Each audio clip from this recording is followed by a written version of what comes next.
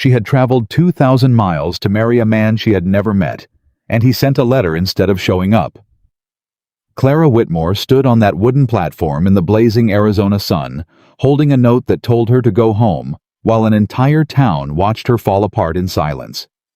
She had nothing left behind her, and nothing waiting ahead. But she didn't know that a man leaning against the depot wall had just read that letter over her shoulder and made a decision that would change both their lives forever. If this story moves you, subscribe to our channel and follow Clara and Ethan all the way to the end. And leave a comment telling us what city you're watching from. I want to see how far this story has traveled. The letter was only 4 sentences long. Clara had counted them 3 times standing in the middle of the Dust Creek Depot platform, with the morning sun already burning through her traveling dress, her trunk wedged against a broken board at her feet, and the eyes of every person in that small Arizona town fixed on her back.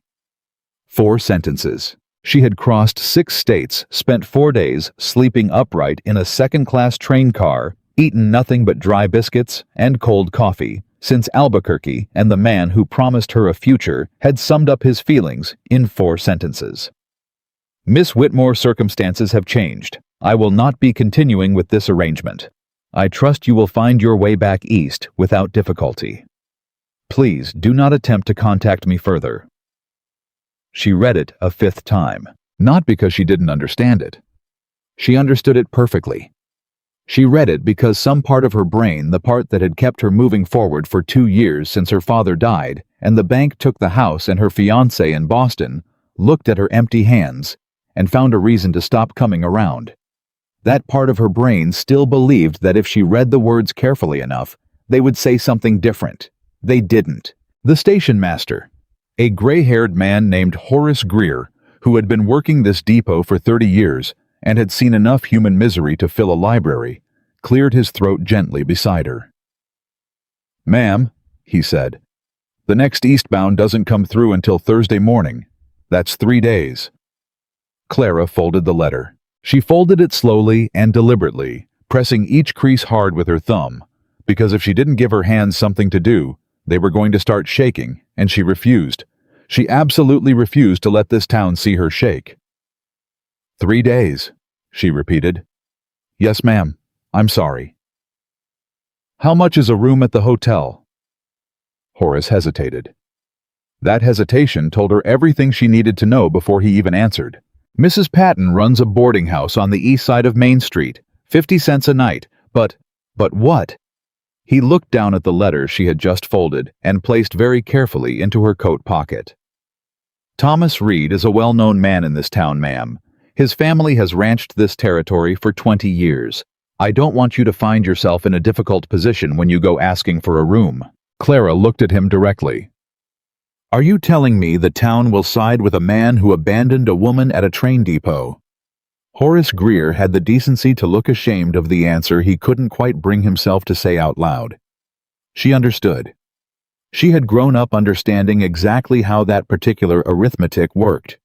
A woman alone was a problem. A wealthy man's embarrassment was everyone else's burden to manage. She reached down and grabbed the handle of her trunk. It didn't move. The corner had caught under a split board that had buckled up from the platform floor, wedging the brass corner fitting deep into the gap. She pulled again harder, and the trunk rocked, but held. She pulled a 3rd time with both hands, her teeth pressed together, her shoulders burning, while 6 men standing within 20 feet of her watched without moving, and 3 women in bonnets found a sudden mutual interest in examining something very fascinating on the far end of the platform. "Ma'am." The voice came from behind her and slightly to the left. It was low, not loud, the kind of voice that didn't need volume to make itself heard. "You're going to pull something loose before that trunk does." She turned. He was leaning against the depot wall with his arms crossed and his hat pushed back just enough that she could see his face clearly. 35, maybe a little older. The kind of face that had been outdoors every day of its life. Dark eyes under the brim of a brown hat that had seen better decades. A jaw that hadn't been introduced to a razor this week. Shoulders that looked like they'd been built for carrying weight, both the physical kind and the other kind. He wasn't handsome in the way the men in Boston society parlors were handsome. He was something else. He was real. Clara straightened up and looked at him with a coolness she did not feel. "I don't need assistance." "No, ma'am," he agreed pleasantly. "You're managing just fine." She looked at the trunk, then back at him. "If you're going to help, then help. If you're going to stand there making observations, I'd prefer the quiet." Something shifted in his expression. Not offense.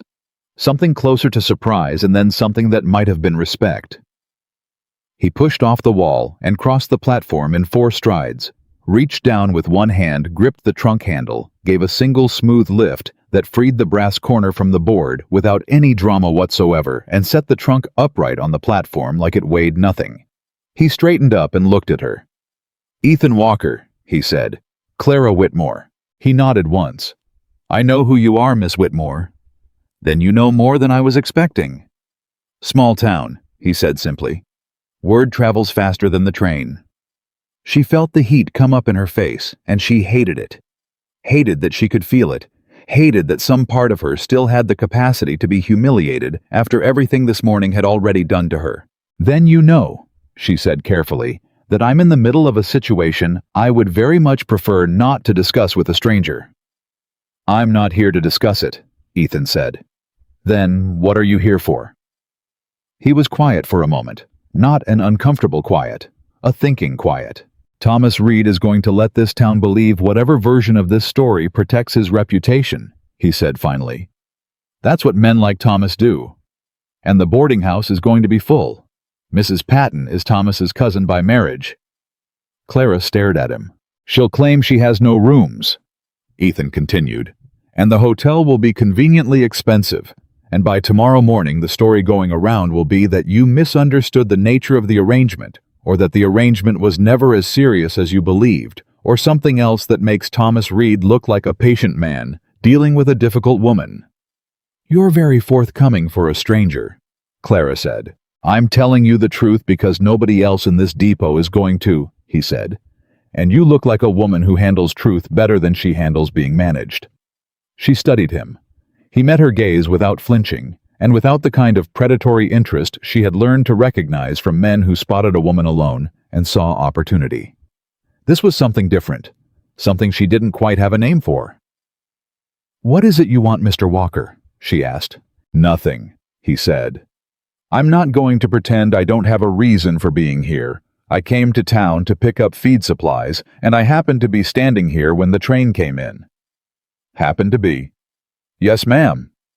"And now you're telling me about the boarding house because 3 days in this town without shelter or allies is going to be harder than you think it is," he said. "And you've already had a hard enough morning." Clara looked down at her trunk, then out at the empty road that led into Dust Creek proper, shimmering with heat, and the cluster of wooden buildings that made up the town, and the distant mountains that looked beautiful and completely indifferent. "What exactly are you suggesting?" she asked. "My ranch is 6 miles north," Ethan said.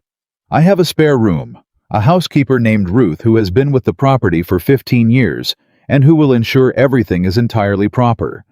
And I have enough food and enough space that 3 days won't cost you anything." "Why would you offer that to a woman you've never met?" He was quiet again.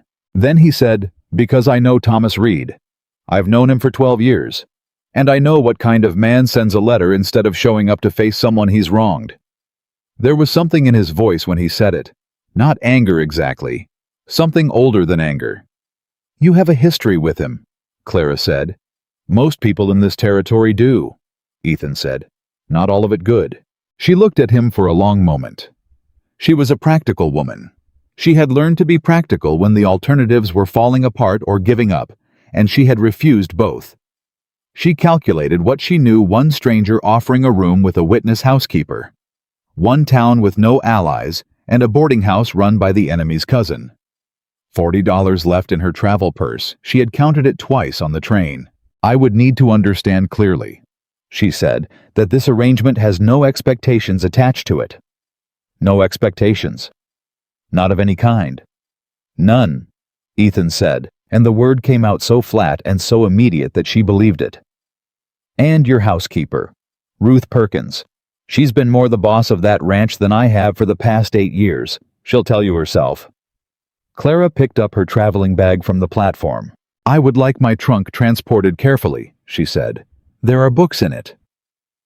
Something moved across Ethan Walker's face then. Fast and quickly controlled, but she caught it. He had smiled. Not a performance smile. Not a social smile. A real one. "Yes, ma'am," he said. The wagon ride north was conducted mostly in silence, which suited Clara perfectly. She had nothing left in her for conversation. The morning had used up every reserve she'd built up over 4 days of travel and 2 years of relentless forward movement. She sat on the wagon bench with her back straight and her hands folded in her lap and watched the landscape change from the flat dust of the town to the rougher, more dramatic terrain of the foothills, where the earth turned from pale tan to deep red, and the scrubby desert plants gave way to occasional stands of juniper and piñon pine. Beautiful country. Cruel country. Both things at once. Ethan drove with the easy comfort of a man who had made this trip so many times. His hands didn't need to think about it. He didn't fill the silence with noise. He didn't ask questions. He didn't explain himself or the offer he'd made, or anything about where they were going. She found that surprisingly restful. After 20 minutes, she said, "How long have you had the ranch?" 14 years, he said. "Bought it with my father when I was 21. He passed 3 years later." "I'm sorry." "Thank you." "And you've been running it alone since then?" A pause. "Mostly," he said. She understood what lived inside that word. She didn't push at it. After another 10 minutes, she said, "I want you to know that I'm not going to be a burden. I'll earn my keep while I'm there, whatever needs doing." He glanced at her sideways. "You don't owe me work, Miss Whitmore." "I know I don't owe it," she said. "I'm choosing it. There's a difference." He looked at her for a moment longer than was strictly necessary for a man navigating a wagon road. "Yes," he said. "There is." Ruth Perkins was exactly what Ethan had described, and considerably more. She was 60, or close enough to it that the difference didn't matter, with the kind of face that had started out plain and been made handsome by 40 years of strong opinions and the courage to express them. Her hair was white and pinned up with complete indifference to style. Her hands were the hands of a woman who had worked every day of her life and considered that a source of pride rather than complaint. She met them in the yard when Ethan pulled the wagon up, looked at Clara for exactly 3 seconds and said, "You're the girl from the depot." "Clara Whitmore," Clara said. "Ruth Perkins, come inside. You look like you haven't eaten a proper meal since Missouri." "Kansas, actually." "Close enough. There's cornbread and there's bean soup, and if you tell me you're not hungry, I'll call you a liar to your face." Clara almost laughed. The sound surprised her so much she stopped it before it came out properly. "I'm hungry," she said. "Good. Ethan, take her trunk up to the east room. And don't you dare drop it on the stairs again like you did with the McAllister order last spring." Ethan said, "I didn't drop it, it slipped." "It slipped because you didn't ask for help," Ruth said without turning around, already walking toward the door. "Come on, girl. Let the man deal with the luggage." Clara followed her inside. The east room was small and clean and had a window that looked out over the mountain range to the east. In the morning, Clara would discover the sunrise came through that window like something deliberate, like the land itself was making a daily argument for its own beauty. But that first evening, she sat on the edge of the narrow bed and ate the bowl of bean soup Ruth had brought up on a tray, and she read the 4-sentence letter one more time, and then she folded it and she put it at the very bottom of her traveling bag under everything else. She was done reading it. She had memorized it anyway. She didn't sleep well. She hadn't expected to. She lay in the dark and listened to the unfamiliar sounds of the ranch at night. The horses moving in the stable, the wind coming down off the mountains, the creak and settle of an old house that had been standing a long time, and she ran the numbers in her head the way she always ran numbers when things were bad. $40. 3 days until the eastbound train. A father's house gone? A Boston engagement dissolved by poverty. 2,000 miles traveled toward a promise that had dissolved even faster. What waited for her back east? A rented room in a boarding house in a city where she knew no one who would still claim her. Work as a seamstress or a schoolteacher or a shop clerk if she was lucky. And if the references she carried still meant anything. And if whoever hired her didn't ask too many questions about why a woman of her education and background was applying for a position that paid $8 a month. She stared at the ceiling. She was 26 years old. She was not going to cry about this. She had decided that 3 years ago, the day the bank officer handed her father's papers across the desk with the careful sympathy of a man delivering news, he was professionally required to deliver gently, and she had sat in that chair and felt something solidify inside her chest where the soft things used to be. She was not going to cry. She was going to think. She was up before dawn. She had dressed and braided her hair and come downstairs to find Ruth already in the kitchen with a fire going and coffee boiling. Ruth looked at her over her shoulder. "You sleep?" "Some." Ruth poured a cup and set it on the table without being asked. "Ethan's already out. He gets up before God most mornings. Always has even as a boy." "You've known him since he was young." "Since he was 8 years old," Ruth said. "His mother and I were friends. When she passed, I came to help with the house. Never quite left." She sat down across from Clara with her own cup.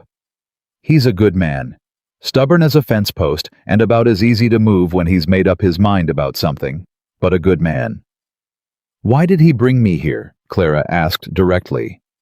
Ruth looked at her steadily. "He told you why. He told me the practical reasons. The boarding house, the town politics, Thomas Reed." Clara wrapped both hands around the coffee cup. "I'm asking why he actually did it." Ruth was quiet for a moment. "He watched you standing on that platform?" she said finally. "He told me later he was there picking up feed supplies waiting for Hank from the general store to load the wagon, and he watched you read that letter. He said you folded it so carefully, like it was important, like you were determined not to let anything fall apart, even though everything was already falling apart." Clara said nothing. "He said it reminded him of someone," Ruth added quietly. "Who?" "Himself," Ruth said, "after Margaret died." The kitchen went quiet. The fire crackled. Outside, somewhere in the distance, a rooster announced the approaching dawn with complete disregard for anyone's feelings on the matter. "His wife," Clara said. 6 years ago," Ruth said. "The baby came too early, and neither of them made it." She looked into her coffee. "He closed up after that. Not mean about it. Ethan's never been a mean man, just closed, like a house you've shuttered up for winter. Everything's still there inside, but the window's dark." Clara thought about the way he'd driven that wagon in silence, comfortable with quiet in a way that came from long practice. "He hasn't," she started. "No," Ruth said simply. "He hasn't let anyone close since. He runs the ranch. He works. He keeps everything going." She looked up. "But something happened on that platform this morning. I don't know exactly what it was. But when he came back here with you in the wagon, his face looked different than it's looked in 6 years. "Different how?" Ruth considered the question seriously, the way a person does when they don't want to overstate something that matters. "Like a window," she said finally, getting unshuttered. Thomas Reed arrived at noon the next day. Clara was in the ranch office. She had asked permission that morning, formally standing in the kitchen doorway, while Ethan was finishing his second cup of coffee, to look at the account ledgers, explaining that she had managed the household accounts for her father's business for 3 years before his death, and had some experience with ranch finances. Ethan had looked at her over his coffee cup for a long moment. "Why?" he asked. "Because you have an unpaid debt to the Harrisburg feed supplier that's been accumulating interest since February," she said. "I could see it in the correspondence stack on the desk when I walked past the office door this morning, and I have 3 days and nothing else useful to do." He set down his cup. "You walked past the door." "The door was open." The door is always open. Then you might want to keep better track of what's visible from the hallway. He studied her for another moment. The ledgers are on the second shelf, he said. Left side. Ruth can get you whatever else you need. And that was how Clara Whitmore found herself at the desk, in Ethan Walker's ranch office at noon on a Tuesday, surrounded by 3 years of accounts, when she heard the sound of a horse in the yard, and looked up through the window to see Thomas Reed dismounting. She recognized him from the daguerreotype he had sent with his third letter. He looked exactly like his photograph, prosperous, carefully dressed for a man visiting a ranch, a face arranged into the specific expression of a man who believed himself to be in control of a situation before the situation had even begun. She heard Ethan come out of the stable. Thomas. His voice carried through the window, and something in his tone had changed, not louder, not harder exactly, but the way a mountain trail that seemed easy suddenly shows you the rocks underneath. Ethan. Thomas Reed sounded like a man calling on a neighbor, perfectly pleasant, perfectly confident. I hear you've got a guest. Word travels fast. This is a small town. A pause. I'd like to speak with Miss Whitmore. She's not obligated to speak with you, Ethan said. No, Thomas agreed easily, but I'd appreciate the chance. There may have been a misunderstanding. There wasn't, Ethan said. A beat of silence. Ethan, Thomas said, and the pleasantness thinned slightly like frost forming on a window. I don't know what she's told you about our arrangement, but... She hasn't told me anything about your arrangement, Ethan said. The letter you sent speaks for itself. That letter was written in haste. 4 sentences take about 40 seconds to write, Ethan said. A man with time to write 4 sentences had time to write 4 better ones. Clara set down the ledger. She stood up. She walked through the hallway and out through the front door and down the porch steps into the yard, and she stopped 8 feet from Thomas Reed and looked at him in the bright Arizona noon sunlight with everything she felt pressed very flat and very controlled behind her eyes. He turned to her. Something flickered across his face. Surprise, maybe, at how composed she appeared. He had been expecting, she suspected, a tearful woman, a frightened woman, a woman who could be managed. Miss Whitmore, he said with the particular warmth of a man who has decided to be generous about something that is entirely his fault. I owe you an explanation. No, she said. You don't. He blinked. I don't need your explanation, Clara said. Your letter was clear. I understand the situation perfectly. Now I know this isn't ideal. Mr. Reed, she said, I am going to save you whatever speech you've prepared. You didn't come here to apologize. You came here to assess whether I was going to cause a problem for you in this town. I'm telling you right now that I have no interest in your reputation or your explanations or your business. I will be on the train Thursday morning, and I will not trouble you again. Thomas Reed looked at her for a moment, with an expression she couldn't quite categorize. Then he looked at Ethan. You've made an impression, apparently, he said, and there was something underneath the pleasantness, now something sharper and colder. She hasn't made any impression, Ethan said. She's told you the truth, which is what I'd have told you if you'd asked me. I'm asking you now, Thomas said, and the pleasant voice was entirely gone. What's your interest in this woman, Ethan? You barely know her. I know her well enough. You've known her for 1 day. I've known you for 12 years, Ethan said. Knowing someone longer doesn't always mean knowing them better. Thomas Reed straightened up slightly. The sun beat down on all 3 of them. Somewhere in the stable a horse shifted and stamped. There are things about this situation, Thomas said carefully, that you don't fully understand. Then explain them, Ethan said. Not here. Here's fine. Ethan, Thomas, Ethan said, and his voice dropped to something quiet and absolutely immovable. You sent a woman 2,000 miles and then sent her a letter. Whatever business you have, whatever reasons you have, whatever you think I don't understand, none of it changes what you did on that platform. So unless you have something useful to say to Miss Whitmore, I'd suggest you ride back to town. Thomas Reed looked at him. Then he looked at Clara. Then he looked at Ethan again, and whatever calculation he was running behind his careful, prosperous face reached some conclusion she couldn't read. "We'll talk again soon," he said. It was not a prediction. It was a warning. He remounted and rode out of the yard without looking back. Clara stood very still until the sound of the horse's hooves faded. Then she said quietly to Ethan, "He's going to be a problem." "Yes," Ethan said. "He didn't come here to apologize." "No." She turned to look at him. "What does he want with your ranch?" Ethan was quiet for a moment. Not the comfortable quiet of the wagon ride, a different kind. "There's something I should probably show you," he said. Hoi. The map was on the wall of the office. Ethan unrolled a second map from the desk and spread it next to it, a survey map official-looking stamped with a territorial land office seal, and put his finger on a point about 3 miles north of where the ranch house sat. "There's a mining company," he said, "out of San Francisco. They've been buying up land in this territory for 18 months following the new rail route that's going to come through the valley." Clara looked at the survey map. She understood maps. Her father had been in shipping, and she had grown up reading charts.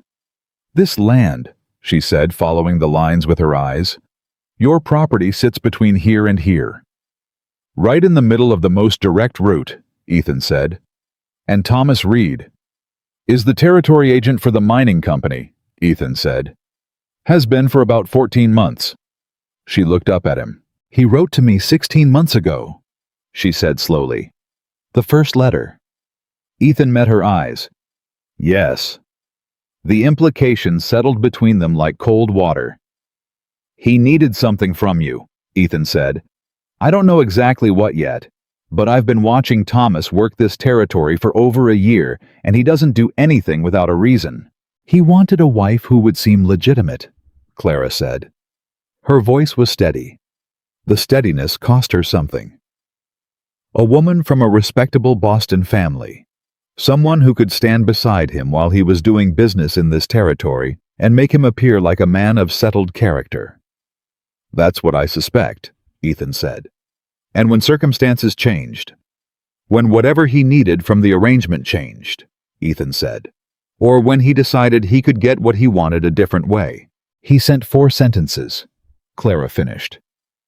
The office was quiet. The afternoon light came through the single window. Clara looked at the map for a long moment.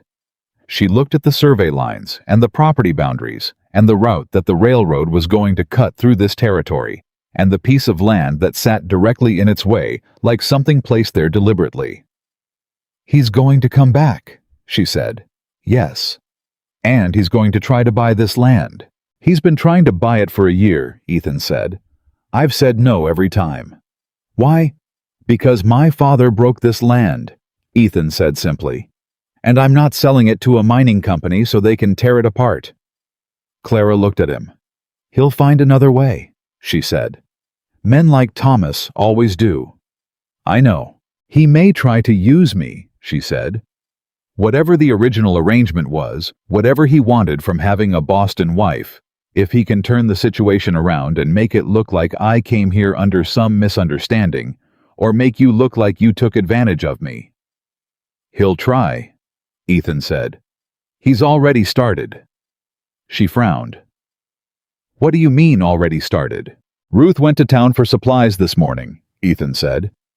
"She heard at the general store that the story going around is that you arrived here believing we had an arrangement, that Thomas was going to introduce us, and I was the intended husband." Clara stared at him.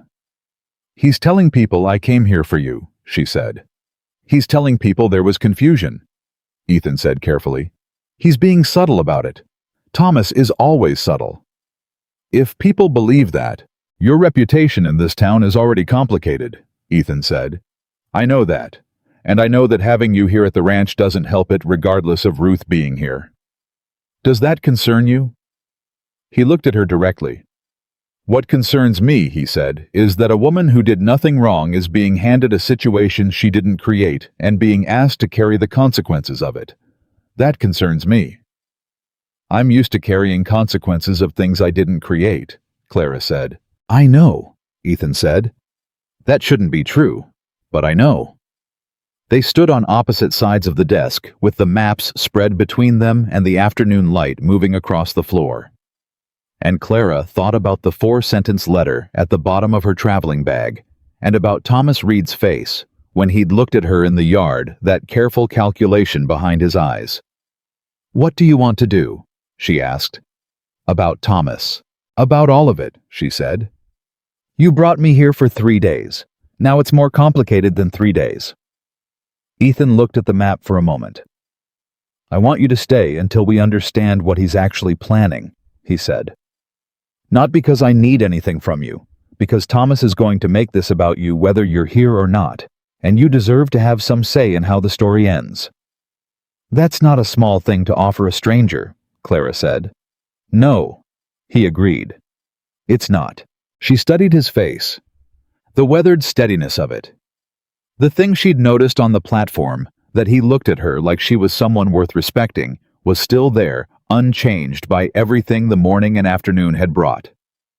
I'll need access to the complete financial records, she said. Whatever Thomas is planning, there'll be a paper trail. There always is. Something crossed Ethan's face. Not surprise this time. Recognition. The ledgers are on the second shelf, he said. Left side.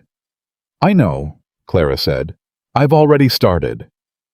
And she sat back down at the desk and picked up the ledger she'd set down when she heard the horse in the yard, and Ethan Walker stood in the doorway of his own office for a moment, watching a woman he'd known for less than 30 hours quietly take command of a problem neither of them had expected, and something in his chest moved that he hadn't felt move in 6 years. He walked back out into the yard.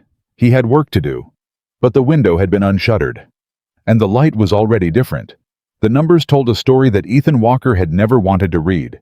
Clara had been at the desk for 4 hours when she found the first one, a payment record from 18 months ago, a land survey fee paid to a firm called Caldwell and Associates out of Tucson, charged against the ranch operating account, without any corresponding contract or authorization note attached to it. She set it aside and kept reading. An hour later, she found the second one. A legal notice tucked between 2 months of feed invoices from the Territorial Land Office in Phoenix, referencing a boundary dispute filing on the north parcel of the Walker property. The filing date was 14 months ago. The notice had never been opened. The envelope had been slit. Someone had read it, but the document inside was folded back the way it had come, returned to its envelope, and buried under February's grain receipts, like something a man had decided not to think about. She held the unopened notice under the lamp and read it twice. Then she got up from the desk and went to find Ethan. He was in the stable working on a harness that needed new stitching, and he looked up when she came in with the document in her hand, and her expression set in a way that made him put down the leather immediately. You need to read this, she said. He took it from her and read it. She watched his face while he did. He was the kind of man who didn't perform reactions. He felt them somewhere interior and let only the edges show, but she could see something tighten around his eyes as he read something that looked like recognition, mixed with something darker. He handed it back without saying anything. You knew about the boundary dispute, she said. It wasn't a question. Thomas came to me 14 months ago, Ethan said. He said there was an irregularity in the original survey from when my father filed the property claim in 1869. He said he could help me sort it out quietly if I was willing to discuss the land sale. And you said no. I said no. And then this notice came. Yes. And you put it in a drawer. He was quiet for a moment. I put it in the account files and told myself I'd deal with it later. Ethan. She said his name with a directness that made him look at her fully. Later is right now. This filing gives the Territorial Land Office standing to challenge your property claim on the North 40 acres. If the original survey had an error, even a small one, and if Thomas Reed is the one who filed this challenge, then he already has a legal mechanism in place to force a negotiation on your land, whether you want to sell or not. He stood very still.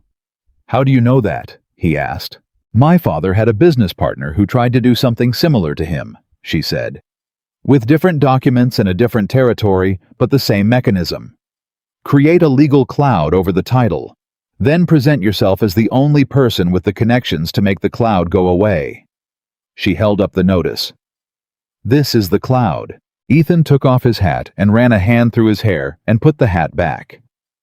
It was the first time she'd seen him make a gesture that looked anything like frustrated. "How bad is it?" he asked.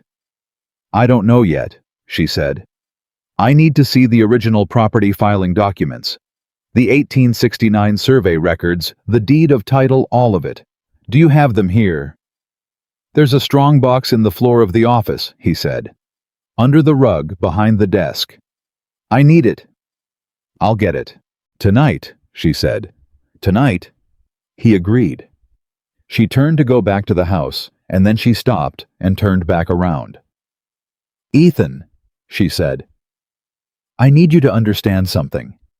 Whatever I find in those documents, it might be complicated. It might be more than a filing irregularity. Thomas Reed has been planning this for over a year. Men who plan that long and that carefully usually have more than one move prepared." He looked at her steadily. "What are you saying?" "I'm saying that finding the problem might be the easy part," she said. "I want you prepared for that." He held her gaze for a long moment. "Are you always this direct?" he asked. "I used to be less so," she said. "I've learned that being gentle about bad news doesn't make it better news. It just delays the part where you can actually do something about it." Something moved in his expression again, that same recognition she'd seen in the office. "All right," he said. "Tonight." She nodded and walked back to the house, and Ethan stood in the stable, holding the harness he'd forgotten was in his hands, and for the first time in 14 months, he felt something about the north parcel that wasn't just the low, dull weight of a problem he'd decided not to think about yet. He felt angry. Not at Thomas exactly. Not yet. At himself. For letting a letter sit in an envelope for over a year because looking at it meant dealing with it. He put down the harness and went to get the strongbox. Ruth set dinner on the table at 6 and watched the two of them eat in the focused silence of people who had things to say and were organizing the saying of them. She had seen Ethan eat in silence before. That was familiar. What was not familiar was that the silence with Clara in it felt different from the silence that had occupied this kitchen for 6 years. The old silence had been the silence of a house that had learned to stop expecting anything. This silence was the silence of people thinking hard about something that mattered. Ruth poured more coffee without being asked and didn't say anything about it. After dinner, Ethan brought the strongbox to the office, and Clara opened it, and they spread the contents across the desk. The original 1869 survey map, the deed of title in his father's handwriting. The chain of title documents going back to the territorial filing. 2 sets of property tax records and a folder of correspondence with the land office that went back 15 years, Clara read. Ethan sat in the chair on the other side of the desk and watched her read, which was something he found he could do without discomfort, which surprised him. Most things that involved watching and waiting made him restless. His nature was action fix, the fence mend, the harness ride, the line, do the thing that needed doing. Sitting still while someone else worked had always felt like waste. But watching Clara work was not waste. She read with her whole attention in a way that reminded him of how some horses moved with an economy that made it clear every action was purposeful and nothing was being spent on performance. She turned pages without drama. She made small notes on a piece of paper at her elbow. Occasionally, she held a document up toward the lamp to read something more clearly. Once she said, quietly, and wrote something down. He didn't ask. He waited. After 40 minutes, she sat back in the chair and looked at him. "The survey is real," she said. "I mean, the irregularity is real. The 1869 survey used a boundary marker, a creek tributary on the north edge that apparently shifted course sometime in the 1870s. When the creek moved, the legal description of your property boundary moved with it on paper, even though the actual land stayed where it was." "That happens," Ethan said. "Water moves, yes. And in most cases it doesn't matter because nobody challenges it. But if someone files a formal dispute with the land office and argues that the current physical boundary doesn't match the 1869 legal description, they can claim the difference, Ethan said, or use the dispute to block any sale, transfer, or use of the land until it's resolved, Clara said, which could take years if someone wanted it to. Or unless someone with the right connections made it go away quickly. For a price, she said. They looked at each other across the desk. How much land are we talking about? Ethan asked. Between 12 and 18 acres on the north edge, she said, depending on where exactly the creek moved. That's where the rail route goes through, Ethan said quietly. Yes, Clara said. I noticed that on the survey map. He sat forward with his elbows on the edge of the desk. Thomas doesn't actually want to buy the whole ranch, he said. It wasn't quite a question. He was working it out as he said it. He wants the north parcel, Clara said. Or he wants to create enough legal uncertainty about your title that the mining company can step in as a supposedly neutral party and offer to resolve the dispute in exchange for right-of-way access on the land. They don't need to own it, Ethan said. They just need to run a rail line through it. And if your title is clouded and they're the ones who can clear it, they own the access, he said, regardless of whether I sell. He stood up and walked to the window and stood there with his back to her for a moment. She let him have the moment. She had learned in the past 2 days that Ethan Walker processed things by going still rather than by moving around, which was the opposite of how most men she'd known handled bad news. And she'd found that if you gave him the stillness he needed, what came out of it was usually clear and decided rather than reactive. What I can't figure out, he said without turning around, is what you have to do with any of this. Tell me what you mean, she said, though she had a suspicion. He turned around. Thomas started writing to you 16 months ago. That's 2 months before he filed the boundary dispute. Why does a man who's planning a land grab write to a woman in Boston at the same time he's setting up the legal mechanism? Because he needed something that would make him look like a legitimate settler rather than a company agent. Clara said carefully. A man with a wife, a household, an intention to put down permanent roots in the territory. That man is taken more seriously at the land office than a single man who's known to be working for a mining interest. Ethan stared at her. He was going to use you as a character reference, he said. Not even that as a prop. Someone standing beside him who made him look like something other than what he is. I believe so, Clara said. And then something changed. Something changed, she agreed. I don't know what. But 14 months ago, he filed the boundary dispute. 10 months ago, his letters to me became less frequent. 3 months ago, the last letter arrived, still promising the arrangement was progressing. And then 2 weeks ago, 4 sentences. Something changed in the plan, Ethan said. He found a different way to get what he needed. Or he stopped. Or what? Or he found out something about you that made the arrangement less useful. Clara was quiet for a moment. She kept her face neutral the way she'd learned to keep it when something landed close to a place she didn't want examined. My family's financial situation became public in Boston last year, she said. It was in the legal notices when the estate was finalized. Anyone who looked could see that my father's estate settled with no assets. A woman with no family money is a different kind of wife than he needed, Ethan said. Yes, she said flatly. Clara, don't, she said. Please, I know what it is. You don't need to soften it. He looked at her for a long moment. I was going to say, he said carefully, that whatever he decided about your usefulness to his plan, he made a mistake. She looked up. Not a moral mistake, Ethan said. A practical one. Because he sent you away, and now you're here, and you've just spent 4 hours finding his entire strategy in his own financial records. Clara looked at the papers spread across the desk. Something unwound in her chest. Not much. Just a little. Just enough. We still need to know what his next move is, she said. Yes, Ethan said. And we need a lawyer. There's a man in Tucson named James Colbert, who handled my father's estate, and who is not connected to Thomas Reed or the mining company. I'll send a wire tomorrow morning."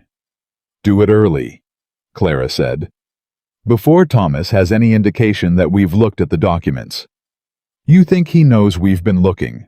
I think he came here today to find out whether you'd figured out the boundary dispute connection," Clara said. "I think he was watching your face when he said, 'There are things about this situation you don't fully understand.' He was measuring whether you knew what he'd filed." "And what did he see when he looked at my face?" "A man who was angry about what he'd done to me at the depot," Clara said, "which is exactly what he wanted to see. It told him you were focused on the personal offense, not the legal strategy." Ethan stood with his hands flat on the desk and looked at her. "You figured all of that out from one conversation in the yard," he said. "I watched him," she said. "He's good at this. He's practiced and he's patient, and he's been planning this for over a year. But he has one weakness." "What's that?" "He thinks women are decorative," Clara said. "He thinks we notice feelings and miss the architecture. He looked at me in that yard, and he saw a jilted woman who was embarrassing to deal with. He didn't see anyone who was going to go inside and spend 4 hours dismantling his legal strategy." She watched Ethan's face while she said it. He was smiling. Not the small, barely there movement she'd caught on the platform. A real one fully visible that changed his whole face and made him look for just a moment like something other than a man who had been alone for 6 years. "No," he said. "He definitely didn't see that."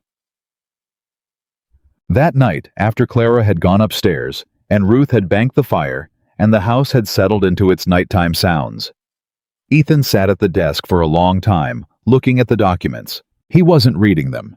He'd read them twice while Clara was explaining them, and he understood the problem clearly enough.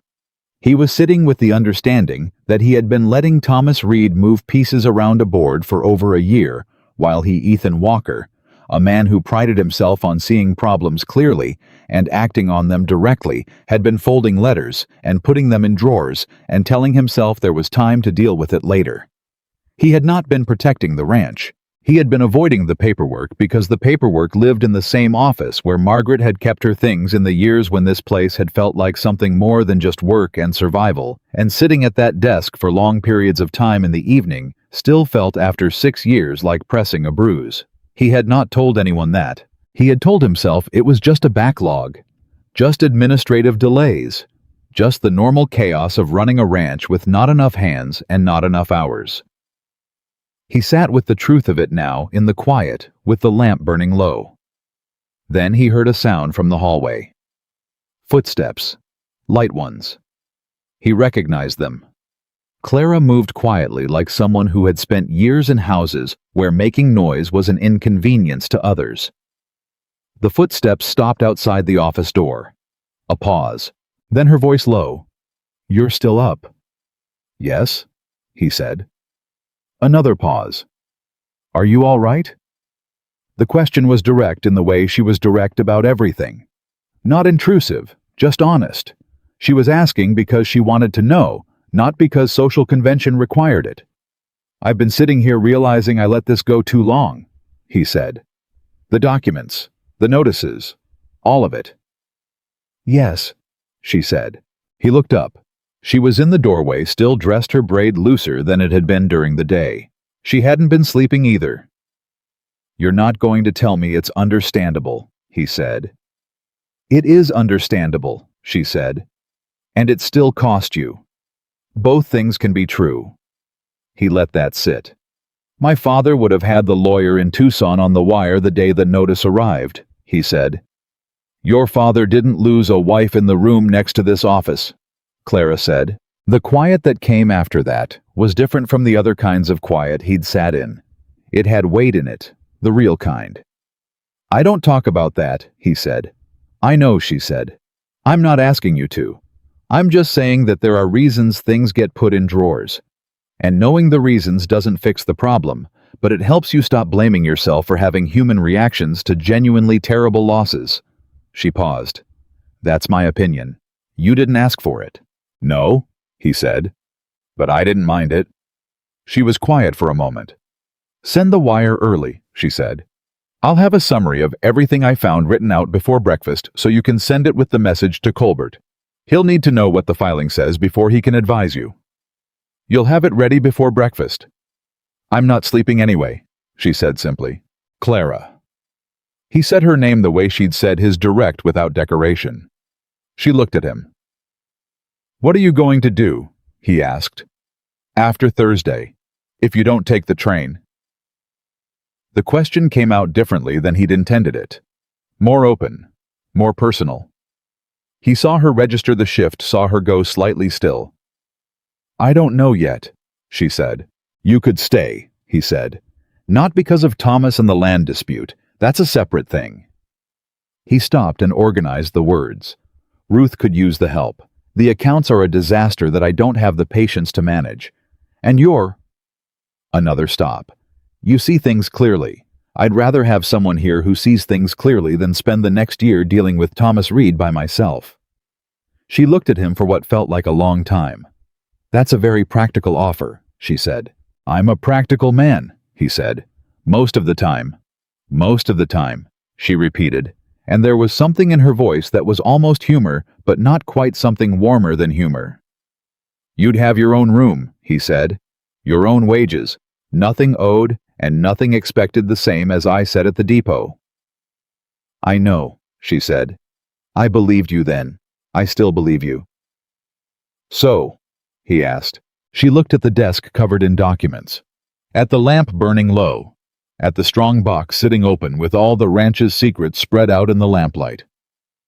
Ask me again in the morning, she said. When I've written up the summary and the wire is sent and Thomas Reed isn't arriving in the yard tomorrow with something else we haven't anticipated. Fair enough, he said. Ethan. Yes, send someone to watch the North Road tonight, she said. Just in case Thomas decides not to wait until morning to make his next move. He looked at her. You think he'll come tonight? I think a man who has spent 14 months building a careful plan doesn't enjoy discovering that the woman he dismissed rode straight to the one man in this territory he couldn't afford to have looking too closely at his documents. She held his gaze. I think he's going to want to know what we know, and I think the patience he's been showing up until now might not survive that. Ethan stood up. I'll send Danny to the North Road. Thank you. She turned to go, and he said, Clara. She stopped. The offer stands, he said. In the morning. She didn't turn around, but he saw her shoulders change just slightly, just enough. I know, she said, and she walked back down the hallway to the east room, and Ethan Walker pulled on his coat and went to find Danny Ruiz, his most reliable hand, and sent him to the North Road with a rifle and instructions to wake Ethan immediately if anyone came up that track between now and dawn. Danny went without asking questions, which was one of the things that made him reliable. Nothing came up the North Road that night, but at 7 in the morning, when Ethan was in the kitchen with his first coffee, and Clara was at the desk finishing the written summary she had promised Ruth, came in from the yard, with a look on her face that Ethan recognized as the expression she reserved for news she didn't like. What is it? He said. Jeb Morrison came by, she said. Jeb ran the small farm 2 miles east and was the territory's most reliable informal news service, a function he performed without any apparent awareness that he was performing it. He was heading to town and stopped to water his horse. He says there was a meeting at the Reed property last night, late. 3 men rode in after dark. Ethan set down his coffee. Who? Jeb couldn't see faces, Ruth said.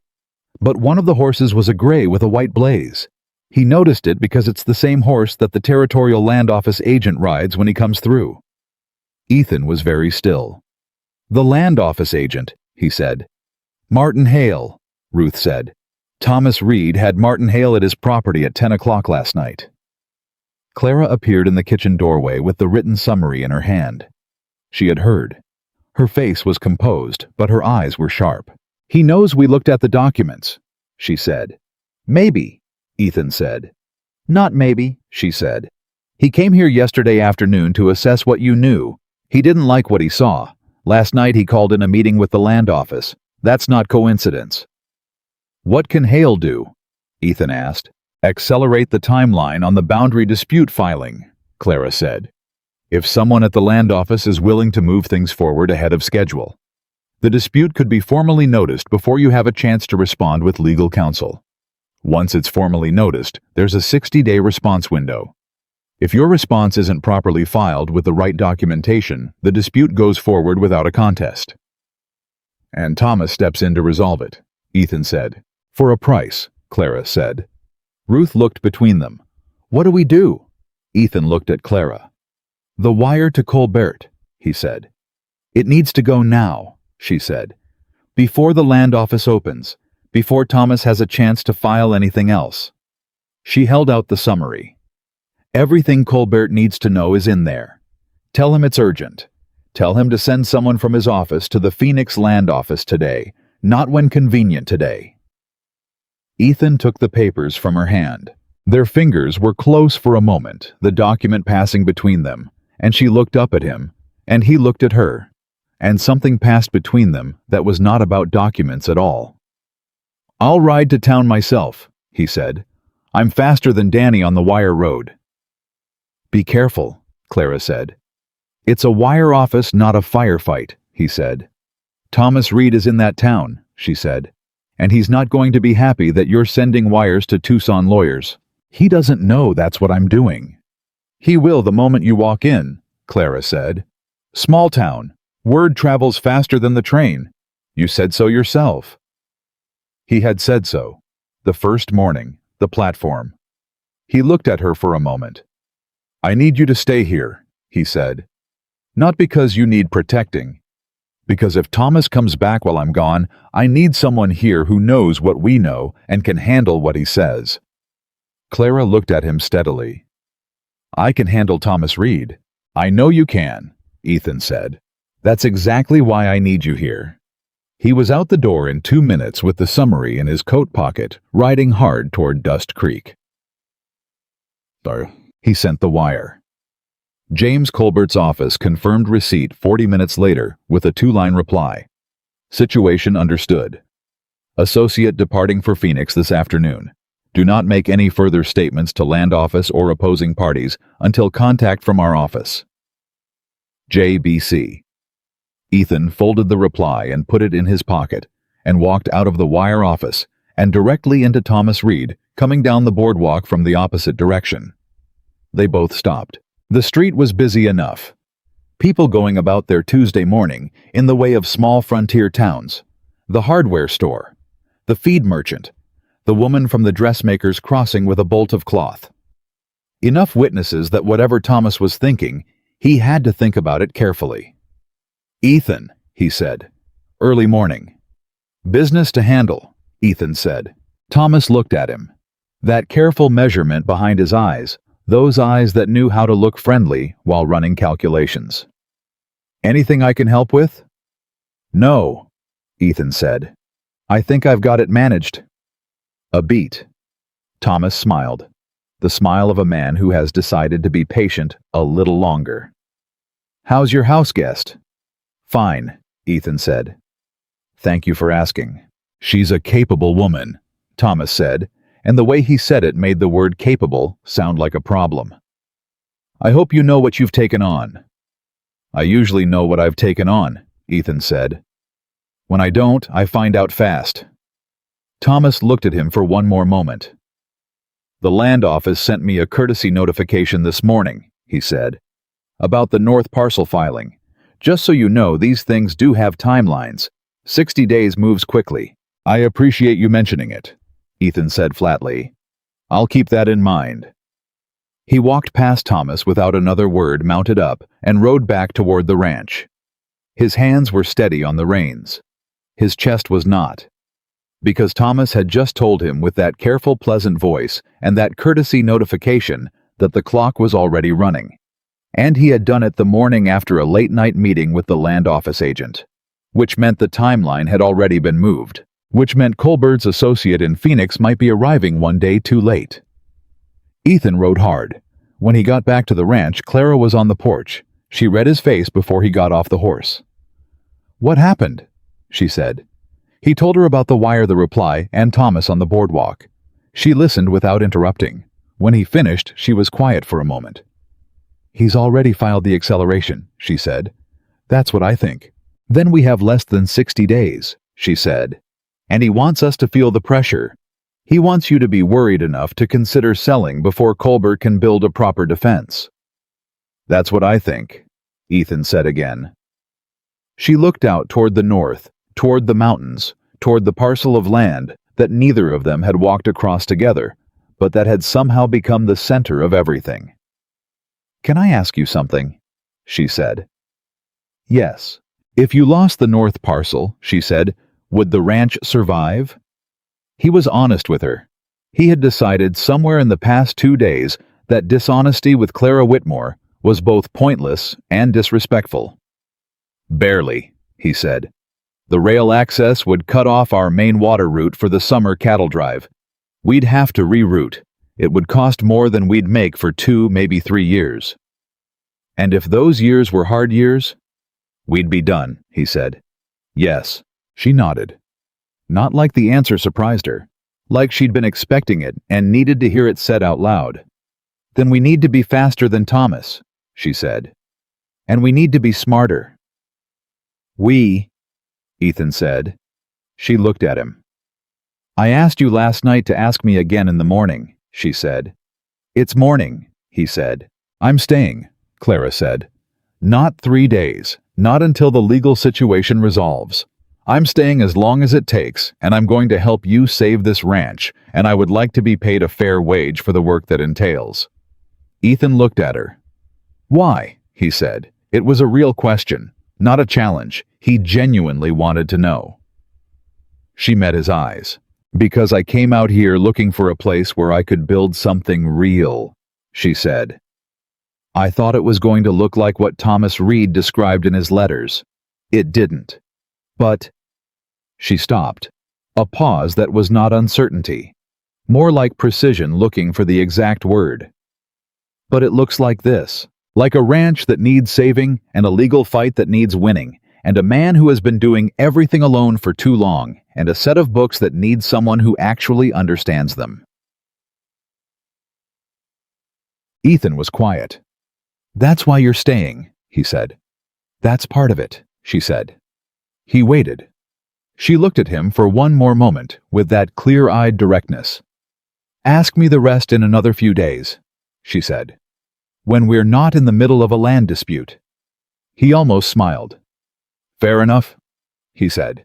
And they both went inside, and the day's work began, and the clock that Thomas Reed had started was running, and neither of them talked about the rest of what Clara hadn't said yet. But Ruth heard the whole conversation from the kitchen window, and she refilled the coffee pot and pressed her lips together in the expression of a woman who knows something that hasn't been said out loud yet, but is coming.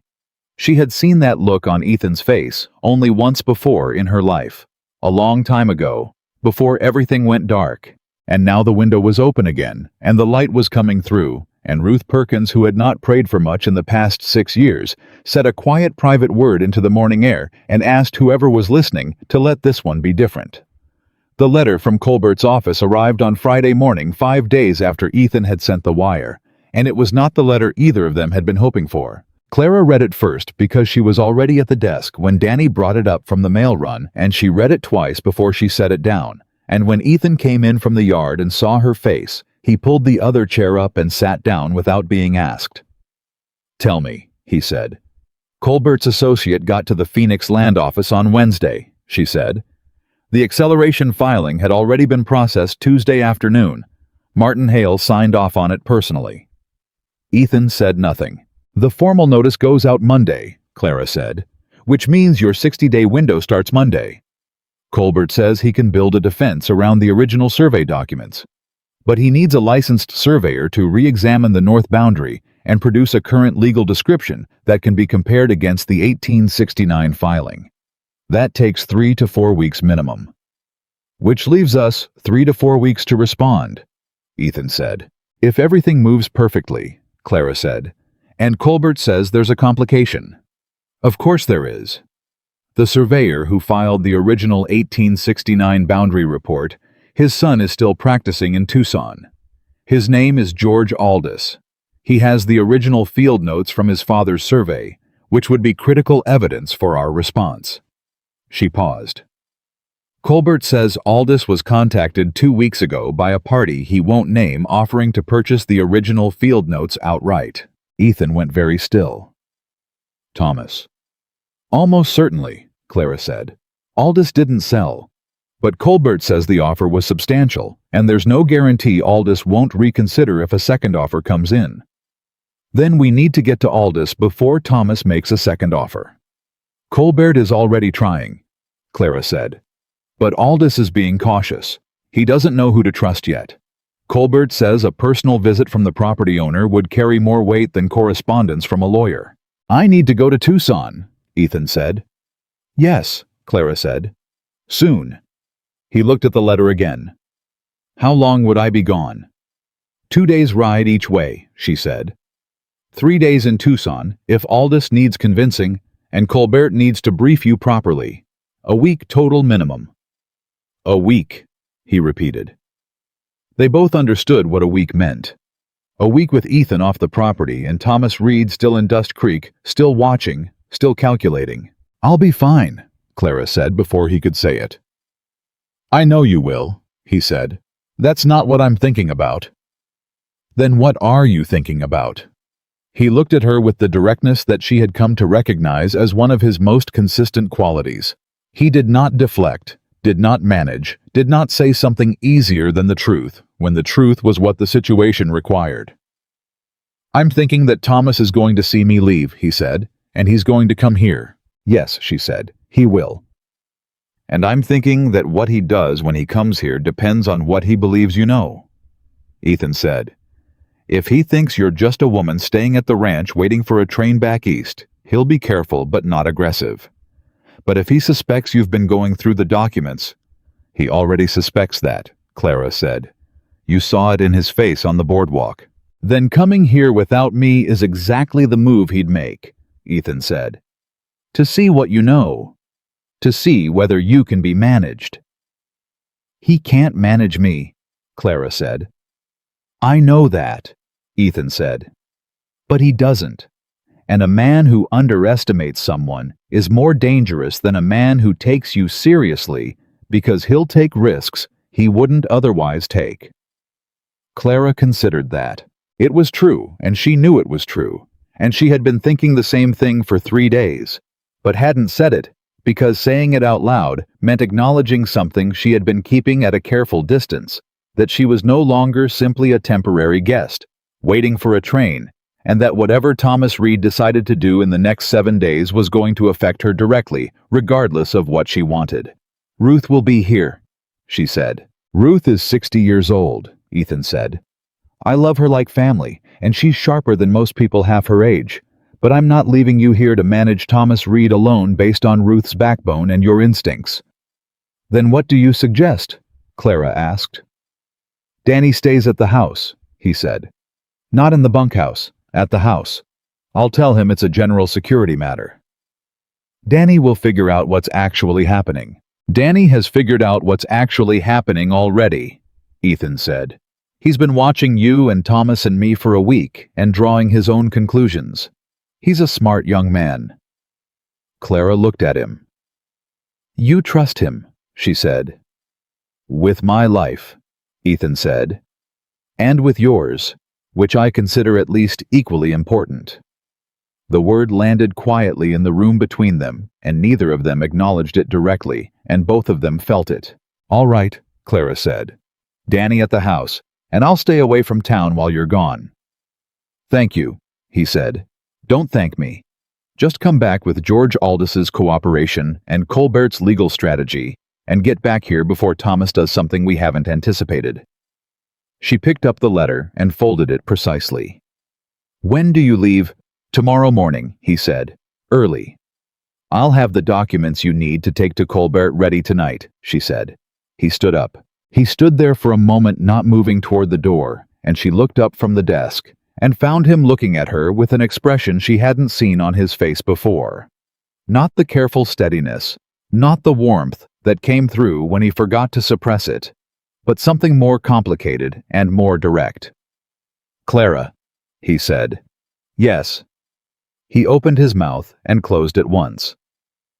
"Ride safe," she said quietly. Something relaxed in his face. "Yes," he said. "I will."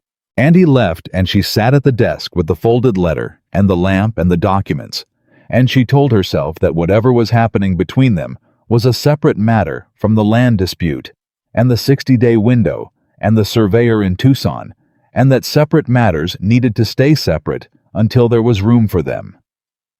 She was not entirely convinced by her own argument, but she filed it away and went back to work because work was the thing she knew how to do when everything else was uncertain.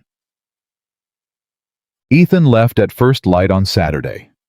He said goodbye to Ruth in the kitchen, shook hands with Danny in the yard, and came to the porch where Clara was standing with his document satchel already packed and ready. He took it from her. Their hands touched on the strap. Neither of them made anything of it. "The survey documents are in the inside pocket," she said. "The summary of the boundary dispute timeline is on top. Colbert should read that first. It'll save him an hour of questions." "All right. If Aldous is resistant, tell him that the field notes from his father's survey are the only evidence that can establish the original physical boundary markers as they existed in 1869. Without them, the challenge becomes purely a paper argument, and Thomas Reed has better lawyers than we do for a paper argument. Aldous needs to understand that if the notes disappear, the history of the whole northern boundary disappears with them. And that's not just our problem. That's a problem for every ranch in this territory that used the same survey line." Ethan looked at her. "You worked that out last night," he said. "I worked that out at 2 a.m, she said, "when I couldn't sleep. Again." "Clara, I'm fine," she said. "I sleep better when there's nothing left to think about. There's currently a great deal left to think about." He held her gaze for one more moment. "A week," he said. "A week," she agreed. He rode out of the yard, and she watched him until he was gone from sight, and then she went inside and told herself very firmly that she was not the kind of woman who stood on porches watching men ride away. She went back to the desk and opened the next ledger. Thomas Reed came on Tuesday. Not the careful, pleasant midday visit of his first appearance. He came at 9 a.m, which was early enough to be assertive, and he came alone, which meant he had decided to try a different approach than the two men witnessing the reasonable conversation strategy of the previous visit. Danny was at the side of the house when the horse came into the yard. Clara heard the hooves from the office and was already in the hallway when Danny knocked on the front door and said quietly through the wood, "Reed's here." "I know," she said. "Stay inside." "Miss Whitmore." "Stay inside, Danny. If I need you, I'll raise my voice." A pause. "Yes, ma'am," he said. She opened the front door and walked out onto the porch and looked at Thomas Reed sitting on his horse in the yard, and she looked at him with the complete composure of a woman who had been expecting this visit for 4 days and had decided exactly how she intended to handle it. "Mr. Reed," she said, "Ethan isn't here." "I know," Thomas said, and he dismounted with the ease of a man who felt he had the advantage of the situation. "I was hoping to speak with you." "I figured as much," she said. "You'd better come up." He blinked. He had expected resistance, wariness, the careful defensiveness of a woman who knew she was alone. Her calm invitation threw him slightly off his prepared approach, and she watched it happen and filed it away. He came up the porch steps, and she gestured to the chairs. They sat across from each other in the morning light, and Clara folded her hands in her lap and waited. Thomas cleared his throat. "I want to be honest with you, Miss Whitmore." "Please," she said pleasantly. "I handled the situation badly," he said. "The letter, the way things ended between us, I know that and I'm sorry for it." "Thank you," Clara said. He waited for more. When nothing came, he continued. "I want you to understand that the decision wasn't personal. There were circumstances." "Mr. Reed," she said, "I appreciate the apology, and I mean that sincerely. But I suspect you didn't ride out here at 9 a.m. to discuss our arrangement. So perhaps we could get to what you actually came to say." He studied her. "You've changed," he said. "Since the depot." "I haven't changed," Clara said. "You've just started paying attention." A beat. He smiled. Not the careful, pleasant smile. A different one, closer to genuine, and for a moment she could see what he might have been in a different life. A man who was actually charming rather than someone who had learned to perform charm as a tool. "All right," he said. "I'll be direct." "I'd prefer it," she said. "Ethan Walker's ranch is sitting on land that a very large company needs access to," Thomas said. "This is not going to change. The railroad is coming through this valley regardless of what any individual property owner decides. The only question is whether the people whose land is in the path of it get something fair for what they give up, or whether they spend the next several years in legal proceedings that cost them more than they ever would have gotten from a straightforward sale." "That sounds like something you've said before," Clara said. "Possibly to Ethan." "I've said a version of it, yes," Thomas said. "He didn't want to hear it. Because he doesn't want to sell. What a man wants," Thomas said, "doesn't always match what a situation allows." He leaned forward slightly. "Miss Whitmore, you are a practical woman. I knew that about you from your letters, even if I didn't appreciate it fully at the time." He paused. "You can see this situation clearly in a way that Ethan can't, because you don't have the same emotional history with this land. And what you can see clearly is that the legal dispute is going to be long and expensive, and very probably unsuccessful, and that at the end of it, the company will get its access one way or another, and Ethan Walker will have spent everything he has, fighting a conclusion that was determined before any of this started." Clara looked at him for a long moment. "What exactly are you asking me to do?" she said. "Talk to him," Thomas said. "When he gets back, help him see that a negotiated agreement now, while there's still room to negotiate, is better than a legal fight that leaves him with nothing." He opened his coat and took out an envelope and set it on the small table between them. "The current offer is in there. It's fair. More than fair, actually. Enough to buy a different ranch, a better one somewhere that isn't sitting in the path of progress." Clara looked at the envelope. She did not touch it. "You want me to persuade Ethan to sell," she said.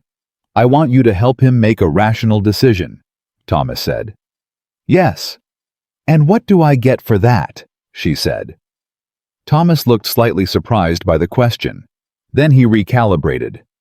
"What do you want?" "Nothing from you," she said. "I'm asking because I want to understand the nature of the offer. You're asking me to influence a man I live with on behalf of a transaction worth—" She tilted her head toward the envelope. "Whatever's in that envelope. That's not a small thing to ask. What made you think I'd agree to it?" "You're a practical woman," Thomas said again, and the word practical had an edge in it now that it hadn't carried before. "I am practical," Clara agreed. "Which is why I want to be clear about what this conversation actually is. You are asking me to betray Ethan Walker's trust in exchange for what good standing with you? Financial consideration. The suggestion that perhaps our previous arrangement might be revisited." Thomas's face shifted. "I'm not suggesting anything improper. You're sitting on this porch without the property owner present offering his housekeeper, which is essentially what I am, money and influence in exchange for working against his interests." Clara said, her voice perfectly level. "That's what this is. I want to make sure we both know that's what we're calling it." The pleasant face was entirely gone now. "You are making a mistake," Thomas said quietly. "I make mistakes regularly," Clara said. "But not this one. The legal case will fail," he said. "Colbert is a good lawyer for estate work and property transfers. He is not equipped to fight the resources this company has. When the case fails, Ethan will have nothing, and whatever you think is being built here." He looked around, meaning the ranch, meaning something else, meaning something he thought he understood, that he didn't, will be gone. "And you'll be standing on another train platform, Miss Whitmore. Except this time, there won't be anyone waiting to catch you." The words were aimed precisely. She felt them land. She kept her face still. "Mr. Reed," she said, I need you to hear me when I say this because I mean it without any anger and without any drama. I am not going to help you. Not today. Not when Ethan comes back. Not at any point in this process. If you have a legal case, pursue it. If you have an offer, make it to Ethan directly. But do not come to this property again to speak to me privately, because the next time you do, I am going to write down everything you've said in our conversation today and send it to James Colbert in Tucson, and I'm going to let him decide whether a company agent privately soliciting a property owner's resident partner constitutes improper interference in a legal proceeding. Thomas went very still. That's a serious accusation, he said. It's a serious description of what just happened, she said. Take the envelope, go back to town, and let the legal process work the way legal processes are supposed to work. He stood up. He picked up the envelope. He looked at her for a long moment with an expression that was cold in a way his careful pleasantness had always prevented her from seeing before. This was the real Thomas Reed. The man underneath the practiced warmth. The man who had spent 14 months moving pieces across a board and did not enjoy being told that one of the pieces had decided it wasn't a piece. You have no idea, he said quietly, what you're dealing with. I have a reasonably good idea, Clara said. Better than you think. He left. She sat on the porch until she heard his horse leave the yard, and then she let out a long, slow breath, and her hands, which had been folded with perfect composure in her lap for the past 20 minutes, began to shake. Not from fear. From something that was anger and relief, and something else mixed together that she didn't have a name for yet. Danny appeared in the doorway. You all right? He said. Yes, she said. Bring me some paper. I need to write everything down while I remember exactly how he said it. Now. Right now, she said. While it's exact. Danny brought the paper. She wrote 4 pages. Every word Thomas had said as close to verbatim as her memory would allow. The offer, the framing, the threat about the legal case, the comment about the train platform. She dated it, signed it, and sealed it in an envelope addressed to James Colbert in Tucson. Then she wrote a second letter. This one to Ethan, care of Colbert's office address, because she had no other way to reach him. She told him about the visit. All of it. The directness of what Thomas had asked. The envelope he'd brought with the offer inside. The threat that was framed as concern. The final look on his face when she said no. She wrote, He's not patient anymore. Something in the timeline has shifted for him. He came here because he's running out of moves, not because he has all the time in the world. I don't know what changed, but something did. She sealed that letter too. Danny rode both to the Dust Creek postal station that afternoon. 2 days later, Ruth came in from the yard at midday with the expression that Clara now recognized as the reserved for bad news expression, and Clara set down her coffee and looked up and waited. There's talk in town, Ruth said. What kind of talk? Ruth sat down. The kind Thomas Reed starts when a plan isn't moving the way he wants it to. He's telling people... She stopped and pressed her lips together. He's telling people that your arrangement with Ethan isn't proper. That Ethan brought you here under circumstances that a decent community shouldn't sanction. That a respectable household doesn't take in a young woman who arrived under circumstances. Clara was quiet for a moment. He's going after my reputation, she said.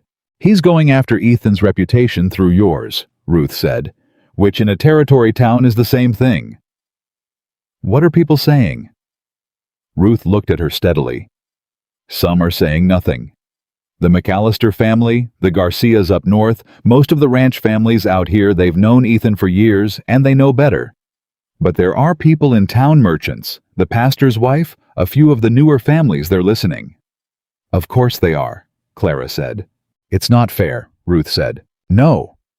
Clara agreed. It's not. It's also not surprising. She stood up and walked to the window and stood there with her arms crossed, which was not something she did often. She'd noticed it was what Ethan did when he was processing something hard, and she'd apparently picked it up without realizing. Thomas can't win the legal fight if Colbert has the right documents. He couldn't turn me against Ethan directly, So now, he's trying to make the community uncomfortable enough with the situation that Ethan feels the pressure from his own neighbors. "Is it working?" Ruth asked quietly. "It's not going to," Clara said. "Not if I don't let it." "What are you thinking?" Ruth said with the particular wariness of a woman who has learned that when Clara Whitmore said she was thinking something definitive was about to happen. "I'm thinking," Clara said, "that the best way to answer gossip is to be visible. If I hide out here on the ranch while Thomas tells the town whatever story he wants to tell, the story fills the empty space. But if I go to town and behave like a woman with nothing to be ashamed of, because I am a woman with nothing to be ashamed of, you give people something to see instead of something to imagine," Ruth said. "Exactly. Thomas will be watching." "Good," Clara said. "Let him watch." Ruth looked at her for a long moment. "Ethan is going to come back and find this whole situation on fire," she said. "Ethan is going to come back," Clara said, "and find that the fire is already being managed." She turned from the window. "Can you drive the wagon to town tomorrow morning? I need supplies anyway, and there's no reason not to get them in person." Ruth pressed her lips together again, but this time it was not the bad news expression. It was the expression she made when something surprised her in a direction she hadn't expected. "All right," she said. "Tomorrow morning." They went to town on Thursday. Clara wore her best traveling dress, which was not extravagant, but was well made and clean, and said clearly that the person wearing it had standards and intended to be taken seriously. She sat upright on the wagon bench, and she greeted people they passed on the road by name. She'd been learning names since she arrived quietly from Ruth, and she did not look away from anyone who looked at her. At the general store, she placed an order for supplies with a directness that left no room for the particular discomfort that she could see the shopkeeper, a heavy-set man named Burrows, was trying to navigate. She asked about his family. She complimented his wife on the quality of the dried goods. She paid in cash and said she'd be back the following week. At the postal office, she collected the ranch mail and signed for it without incident. At the dry goods counter, she ran into a woman named Mrs. Alderman, who was the pastor's wife Ruth had mentioned, and who stopped and looked at Clara with the particular expression of a woman who has formed an opinion and is deciding whether the situation in front of her matches it. Clara looked at her directly and said, "Mrs. Alderman, I don't believe we've been introduced properly. I'm Clara Whitmore. I'm managing the accounts and household administration at the Walker Ranch. It's good to meet you." Mrs. Alderman blinked. "Ah, yes, dear. We've heard about you." "I expect you have," Clara said pleasantly. "Small town. Word travels fast. I hope what you've heard has been charitable, but if it hasn't, I'd be happy to answer any questions directly. I've always found that's more efficient than letting misunderstandings sit." Mrs. Alderman stared at her. Then, and Clara watched it happen with something close to amazement, the woman's expression shifted. The careful judgment gave way to something that looked unexpectedly like respect. "You're very forthright," Mrs. Alderman said. "I've learned the value of it," Clara said. "Well." The older woman straightened up slightly. "I'll say this. You look like a woman who knows her own mind. That counts for something in my book." "Thank you," Clara said. "I appreciate that." They parted ways. Ruth, who had observed the entire exchange from 3 feet away, waited until they were back at the wagon before she said quietly, "Well, I'll be." "What?" Clara said. "Mrs. Alderman does not change her mind about people," Ruth said. "In 30 years I have watched her decide a thing about a person and hold that opinion through everything that followed. She climbed up to the wagon bench. She just changed her mind." "She didn't have enough information before," Clara said. "Now she does." "Thomas Reed is not going to like this," Ruth said. "No," Clara agreed. "He's not." She climbed up beside Ruth. And then she stopped, because Thomas Reed was across the street, standing outside the land office, and he was not alone. Beside him was a man she had never seen before. Tall, well-dressed in the particular way of someone from a city carrying a leather case and wearing the expression of a man who was in this town on business, he considered considerably more important than the town itself. She didn't know his face, but she knew the leather case. She had seen cases exactly like it in her father's office when the lawyers came. A territorial attorney. Not Colbert's man, someone else's. Thomas saw her looking. He didn't look away. He held her gaze across the street with the same cold steadiness she'd seen on the porch 2 days ago when the pleasant face finally dropped. "Ruth," Clara said, keeping her voice level. "Do you know the man standing with Thomas?" Ruth looked. "No," she said. "I've never seen him." "He's a lawyer," Clara said. "A good one by the case and the suit. Not local. Thomas brought someone in from outside." "It looks that way," Clara said. She looked at Thomas Reed and the unknown lawyer standing together outside the land office, and she felt the weight of what she was looking at with complete clarity. Thomas was escalating. She had refused his private approach. He had failed with the reputation campaign. So now he was bringing in additional legal force, which meant he was preparing to move on the formal dispute in a way that Colbert needed to know about immediately. She turned to Ruth. "Drive," she said. "We're not done with—" "We're done," Clara said. "Drive, now." Ruth drove. Dawned. The wire to Colbert's office went out that afternoon. Clara kept it short because the wire office was not a confidential location.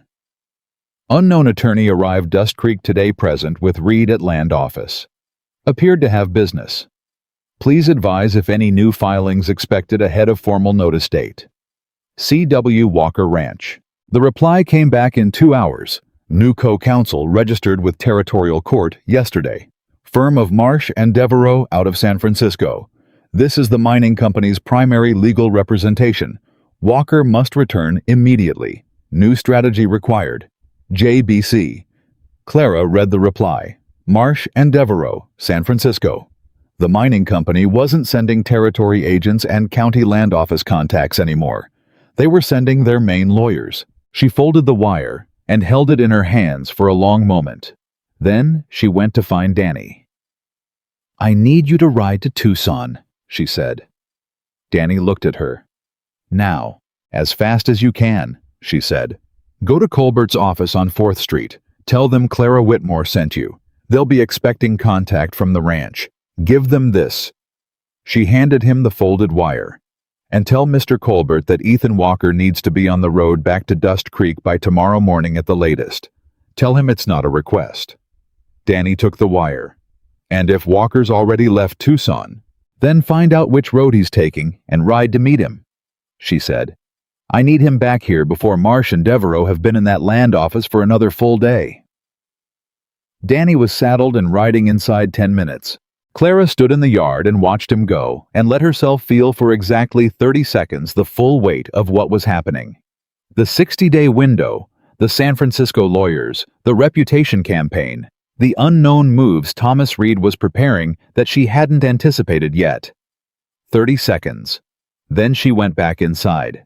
Because there was still work to do, and the situation wasn't going to manage itself, and Ethan Walker had asked her to stay and help him save this ranch, and that was exactly what she intended to do. He came back on Saturday evening. She heard the horse in the yard and was at the door before Ruth could get there, and Ethan came in looking like a man who had ridden hard and slept badly for a week, and had about 4 different kinds of serious news in his face all at once. He handed his coat to Ruth without looking at her and looked at Clara. "Danny met me on the Tucson road yesterday morning," he said. "Marsh and Devereaux." "Yes," she said. "Colbert says this changes everything. I know. Sit down. I'll tell you what's happened here." He sat at the kitchen table, and Clara sat across from him, and she told him everything: the visit from Thomas, the conversation on the porch, the 4 pages of notes she'd sent to Colbert, the trip to town, and the unknown lawyer outside the land office, the wire exchange. He listened to all of it without interrupting. When she finished, he was quiet for a moment. "He came here," he said, "while I was gone, alone." "Yes, and asked you to help him convince me to sell." "Yes." Something moved across Ethan's face that was not the controlled steadiness she usually saw. something harder and less managed. "What did you say?" he asked, though she could see from his face that he already knew. "I said no," she said. "And I told him not to come back." "And then you went to town," he said. "I wasn't going to hide out here and let Thomas tell his story to an empty room," she said. "That's not how you answer a rumor." Ethan looked at her. "Clara," he said. "He threatened you. He made implications," she said. "I answered them." "That's not, you shouldn't have had to do that alone." "I wasn't alone," she said. "I had Ruth and Danny and 4 pages of documentation and James Colbert's mailing address." She held his gaze. "I managed." "I know you managed," he said. "That's not the point." "Then what is the point?" He stopped. He ran a hand over his face. 3 days of road dust and fatigue in the gesture, and when he looked at her again, the hardness was still there, but something underneath it was also there. Something that was not about the land dispute, or Thomas Reed, or Marsh and Devereaux. "The point," he said quietly, "is that I left you here to deal with all of that, and I didn't like it, the whole week, knowing he was going to come, not being here." The kitchen was very quiet. Ruth had absented herself with the pointed tact of a woman who understood when a room needed fewer people in it. "Ethan," Clara said carefully.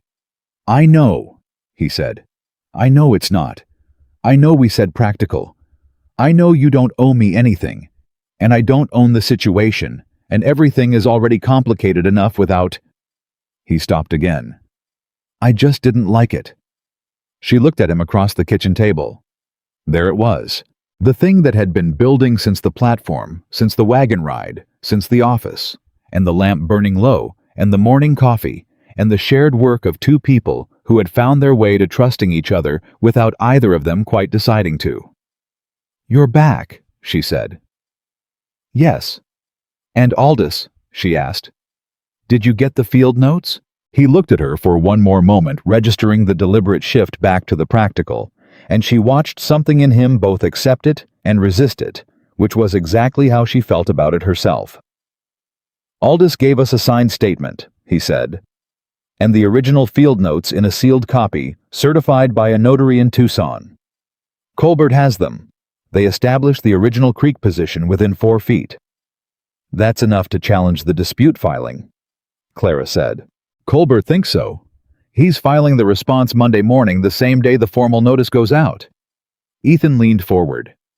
"But Clara Marsh and Devereaux being here changes the legal weight. Colbert is good. He's not a San Francisco mining company's law firm."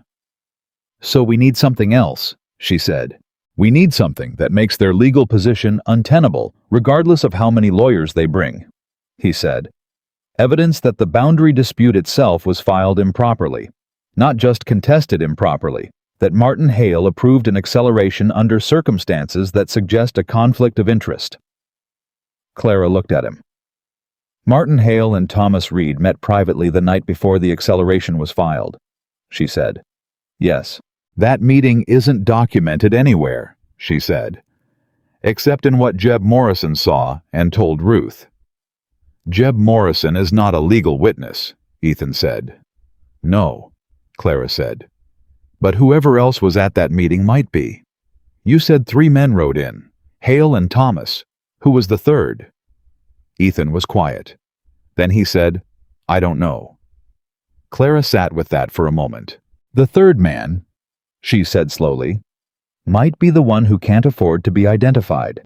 If the mining company sent a representative directly to meet with the land office agent before the filing, that's not just improper. That's corrupt. And Marsh and Devereaux are very good lawyers, but even very good lawyers can't defend a process that was corrupted before it started." Ethan stared at her. "We need to find out who that third rider was," he said. "Yes," Clara said. "And we need to do it before the response is filed Monday, because once the legal process is formally in motion, any evidence of procedural corruption becomes harder to introduce." They looked at each other. "How?" he said. "I don't know yet," she said honestly. "But I've been thinking about it for 3 days, and I think the answer is in the land office itself."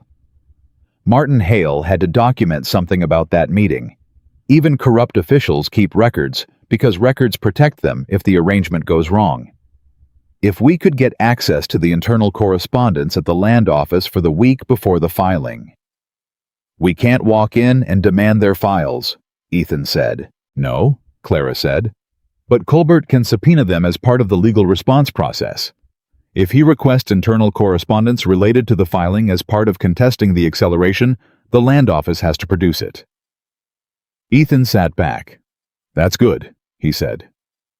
That's Colbert's job, she said. Tell him tomorrow. First thing. He looked at her across the table, and the look was the same one that had started on the platform and had been building without either of them naming it through every day since. What would I have done this week without you? He said. She met his eyes. Managed, she said quietly. The same way you've managed everything else. Maybe, he said, but not as well. The fire in the stove crackled. Outside, the Arizona night was doing what it always did. Going vast and cold and full of stars that had no interest in the complications of the people below them. Inside, in the kitchen of a ranch that two people were fighting to save something settled between them that was not yet spoken but was no longer pretending it wasn't there. Eat something, Clara said. Ruth left a plate. In a minute, he said. He hadn't moved. He was still looking at her. Ethan, I know, he said. In a minute. And for just that minute in the warm kitchen with the fire crackling and the fight still ahead of them, and everything still uncertain, they let themselves sit in what was true, without managing it, or filing it away, or calling it practical. It was only a minute, but it was real. And sometimes real is the thing that makes everything else survivable. Colbert's subpoena request went in Monday morning, the same hour the formal boundary dispute notice was delivered to the Walker Ranch by a territorial courier who handed it to Danny in the yard and rode away without making eye contact. Danny brought it inside without opening it. Clara took it from him, read it, and set it on the desk next to the coffee cup she hadn't finished yet. Ethan came in from the stable 20 minutes later, saw her face, and picked up the document. He read it standing up, the way he read things that he already knew were going to be bad, prepared weight, forward, no chair, to sink into. 60 days from today, he said. Yes, Clara said. Colbert filed the response. Ruth checked with the wire office this morning. Colbert's office confirmed the response was filed at 8 o'clock. The subpoena request for the land office internal correspondence was filed simultaneously. How long does the land office have to produce documents under a subpoena? 30 days, she said. Which gives us 30 days of the 60-day window to find out whether Martin Hale's internal records show anything about the meeting with Thomas, and 30 days after that to build a case around whatever we find. If we find anything, Ethan said. If, she agreed. He set the notice down. He stood there with his hands flat on the desk and his jaw set in the particular way it set when he was running through the arithmetic of a bad situation and not finding a sum he liked. Marsh and Devereaux will fight the subpoena, he said. Colbert expects that, Clara said. He said contesting a subpoena takes at least 2 weeks of its own proceedings, which means if they contest it, we won't see those documents until the 60-day window is almost closed. And if Hale destroys the records in the meantime, that's a separate crime, she said. Evidence tampering in a territorial legal proceeding. Colbert says that risk actually works in our favor because it gives Hale a reason to cooperate rather than cover up. If those records get destroyed and it comes out later, and it usually comes out, Hale loses his position and possibly his freedom. You think Hale is scared enough to stay honest? Ethan said.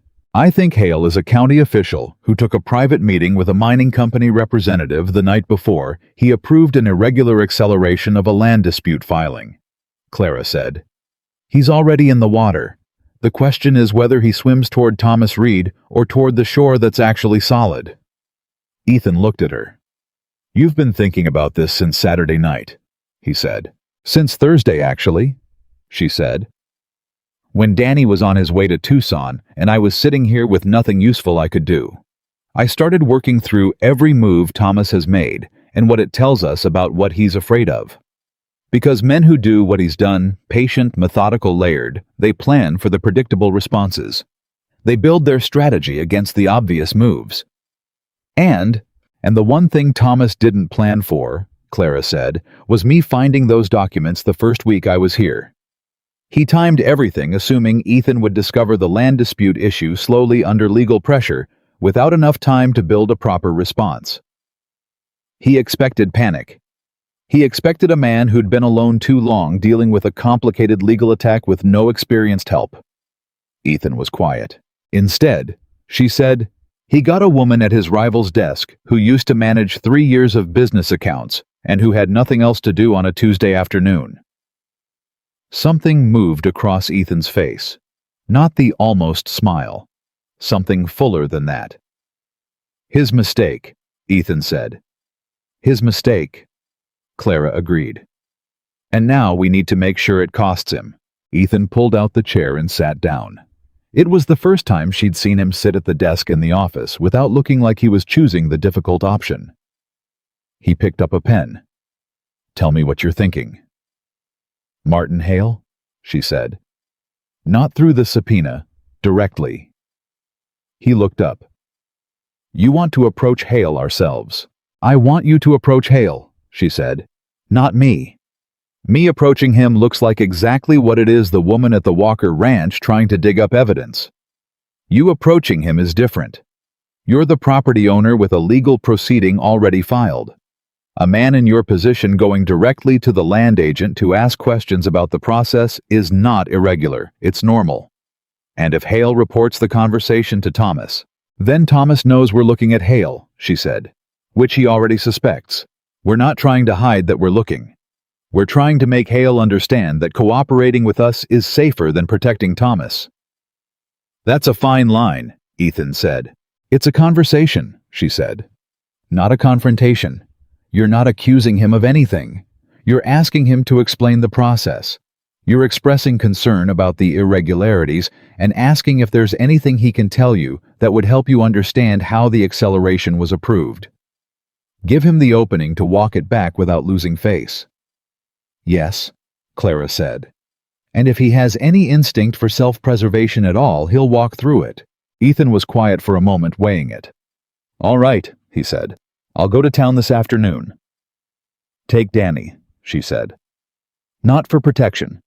Because a man who brings a ranch hand to a meeting at the land office is a man who's treating it as ordinary business. A man who shows up alone looks like he's trying to be secretive. He almost smiled at that. Almost. You've thought about all of it, he said. I've had a lot of quiet evenings, she said simply. They rode to town at 2 o'clock. Martin Hale's office was at the back of the territorial building down a hallway that smelled of pipe tobacco and old paper behind a door with a frosted glass panel that said, Land Office Territorial Agent, in painted letters that had started flaking at the edges. Ethan knocked. A pause. Come in. Martin Hale was a man in his 50s who had the look of someone who had taken a government position 30 years ago because it seemed stable, and had spent every year since then learning that stable and comfortable were not the same thing. He was soft around the middle and sharp around the eyes, and when Ethan came through the door, he went very still in the particular way of a man who has been expecting a visit he doesn't want. Mr. Walker, he said. Mr. Hale, Ethan said. He sat down without being invited, which was a deliberate choice that Clara had suggested. Not aggressive, just comfortable. Just a man on his own territory. I appreciate a few minutes. Hale looked at Danny, who had taken a position near the door with his hat in his hands, and the practiced, unremarkable expression of a man who was not listening. Of course, Hale said. I want to understand the process, Ethan said. The acceleration of the boundary dispute filing. I've had my lawyer look at the timeline and he's identified some irregularities in how quickly the approval moved through. I'm not making accusations, Mr. Hale. I'm trying to understand. Hale's fingers flat on the desk pressed down slightly. Clara had told Ethan to watch the hands. Not the face men like Hale had controlled faces. But the hands gave things away. The filing met all territorial requirements, Hale said. The acceleration was within my discretion as territorial agent. I understand that, Ethan said. My question is about the specific timing. The filing came in and was approved the following afternoon. That's faster than the standard processing window. I had no backlog at that time, Hale said. Mr. Hale. Ethan leaned forward slightly, not threatening, confidential, like a man sharing something privately. I've been in this territory for 14 years. I know how the land office works. I know that standard processing takes 5 to 7 days, regardless of backlog, because that's the protocol. The territorial regulations actually require a 5-day review period for any boundary dispute acceleration. He paused. The review period on my filing was 18 hours. Hale said nothing. His fingers pressed harder on the desk. Now, Ethan said, my lawyer is going to file a subpoena for the internal correspondence from this office related to that filing. That's already in process. And what I need you to understand, as a man who has worked in this territory for a long time, and who I believe is fundamentally a decent man, in a complicated position, another pause, is that when those documents come out, it would be much better for everyone involved if they came out in a context where you had already provided an explanation, rather than in a context where the explanation has to be extracted. The room was very quiet. A clock on the wall ticked. Somewhere down the hallway, a door opened and closed. You're not threatening me, Hale said slowly. It was not quite a statement and not quite a question. No, Ethan said. I'm being clear about the situation. There's a difference. He held Hale's gaze. Thomas Reed asked you to accelerate this filing, possibly with the suggestion that doing so was harmless, that it was a routine matter that happened to be time-sensitive for business reasons. I don't know what he told you, but I know that whatever arrangement exists between Thomas and the mining company, Martin Hale's name is not on that arrangement. His name is on the land office approval. He sat back. Which means when things go wrong, and things are going wrong, Thomas Reed has a San Francisco law firm, and Martin Hale has an 18-hour review period that violated territorial protocol and a private meeting the night before the approval that he probably doesn't want documented. The clock ticked. Hale looked at his hands on the desk, then he looked up.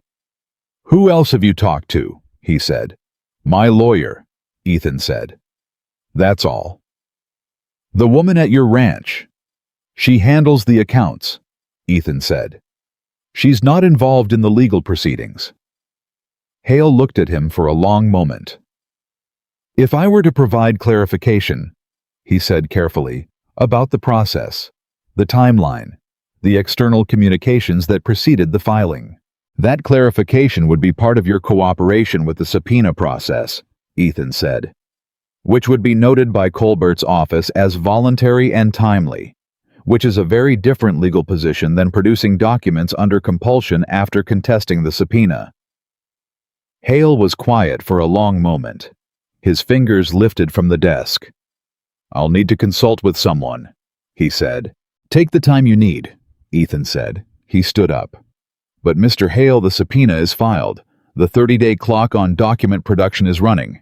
If someone were to advise you to contest it or delay it, I'd ask you to think carefully about whose interests that advice is serving.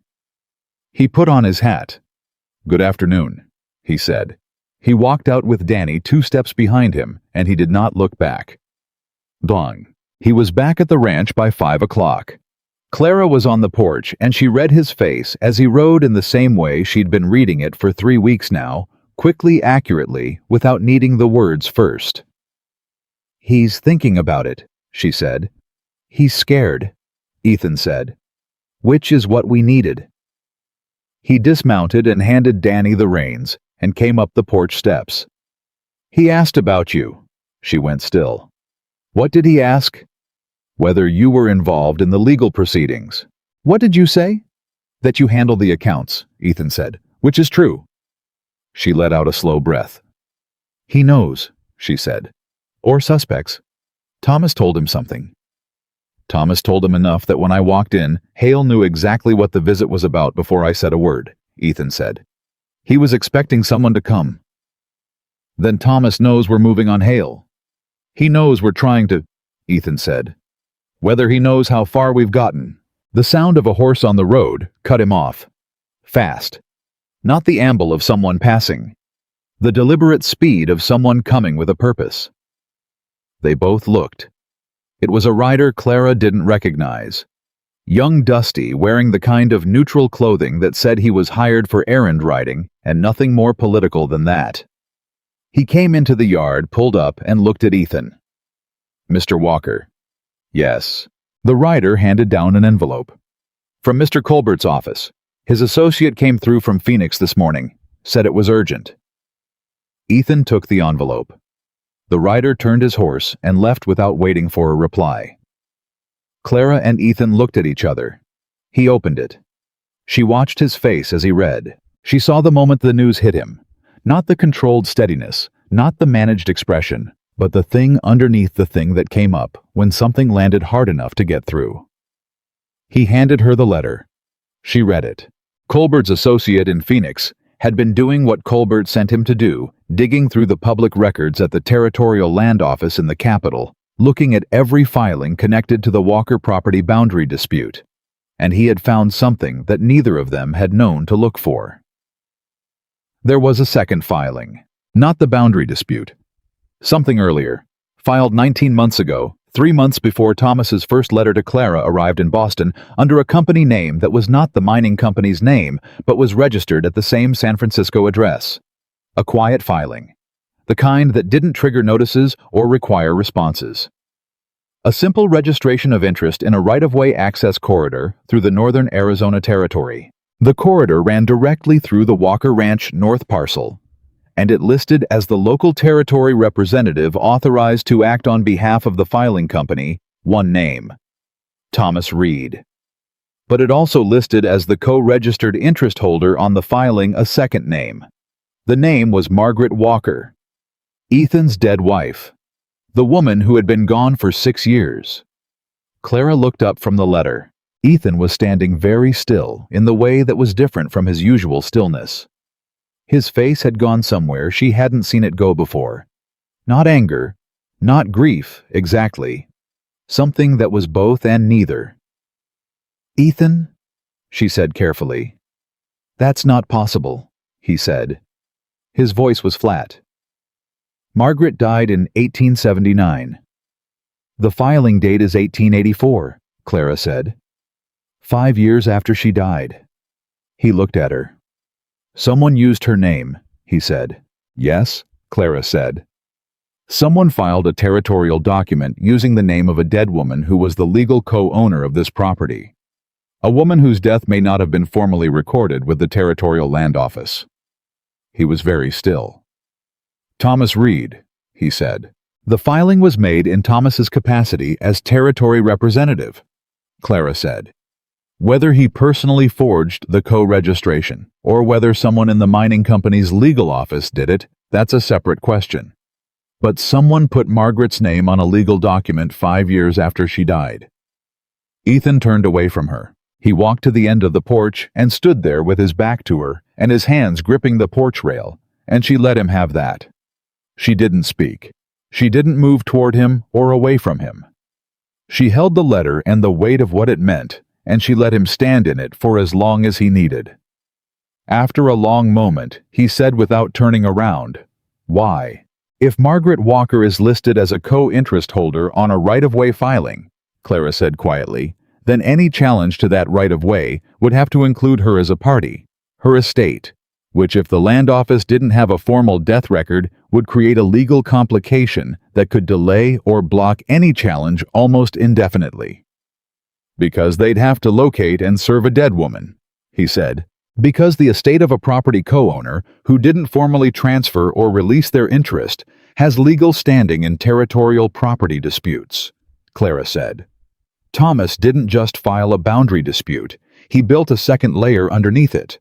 If the boundary dispute failed, the right-of-way filing with Margaret's name on it would give the company a fallback position that could tie up the property for years. Ethan turned around. His face was not what she expected. She had expected the anger she'd heard in his voice. What she saw instead was something exhausted and stripped down and very, very clear. "He used her name," Ethan said. "Yes. A woman he never met," he said. "A woman who died in this house. He put her name on a document." "Yes," Clara said. He looked at her. "Clara," he said, "this ends. Not a question. Not a declaration for an audience. Just a statement between two people in the near dark of a porch at the end of a long day." "Yes," she said. "It does." "Tell me what we need to do." "We need to send this to Colbert tonight," she said. "And we need to get a certified copy of Margaret's death record from whatever county she died in. Do you have that document?"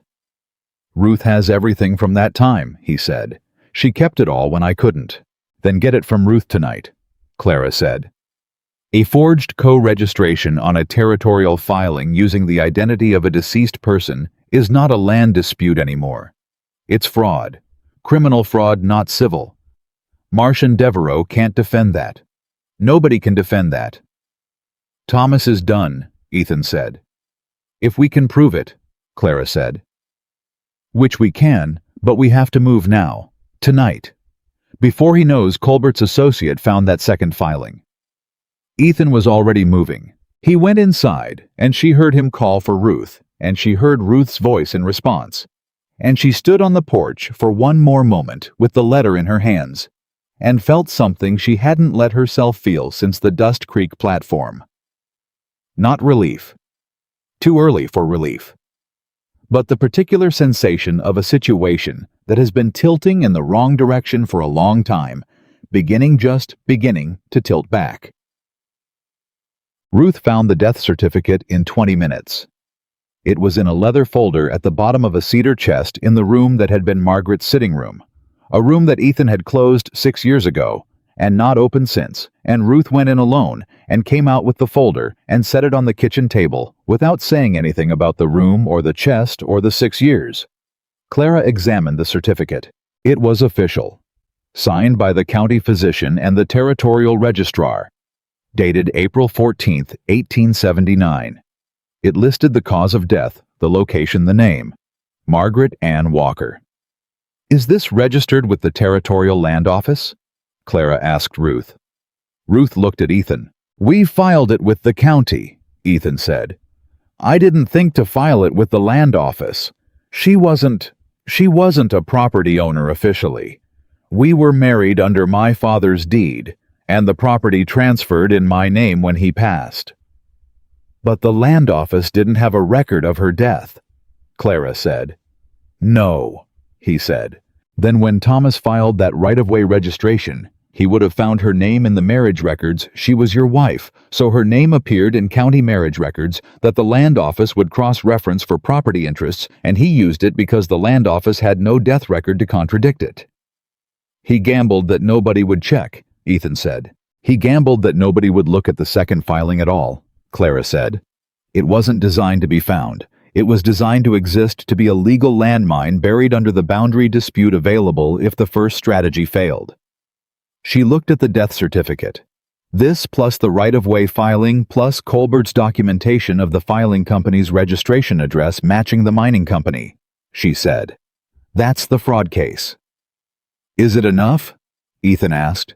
"It's enough to file a criminal complaint with the Territorial Attorney General," she said. "Whether it's enough to convict Thomas Reed is a different question, but it's more than enough to invalidate the right-of-way filing and create serious problems for Marsh and Devereaux's ability to continue representing anyone in this matter. Because if the filing is fraudulent, the lawyers who were relying on it as a fallback position were either in on the fraud or were themselves deceived by their client," Clara said. "Either way, their position in the territorial proceedings becomes untenable." Ethan looked at the death certificate on the table, at his wife's name. He picked it up and held it for a moment, and Clara watched his face and felt something that was not her business to name ache quietly in her chest. "She would have hated this," he said quietly. "Yes," Clara said.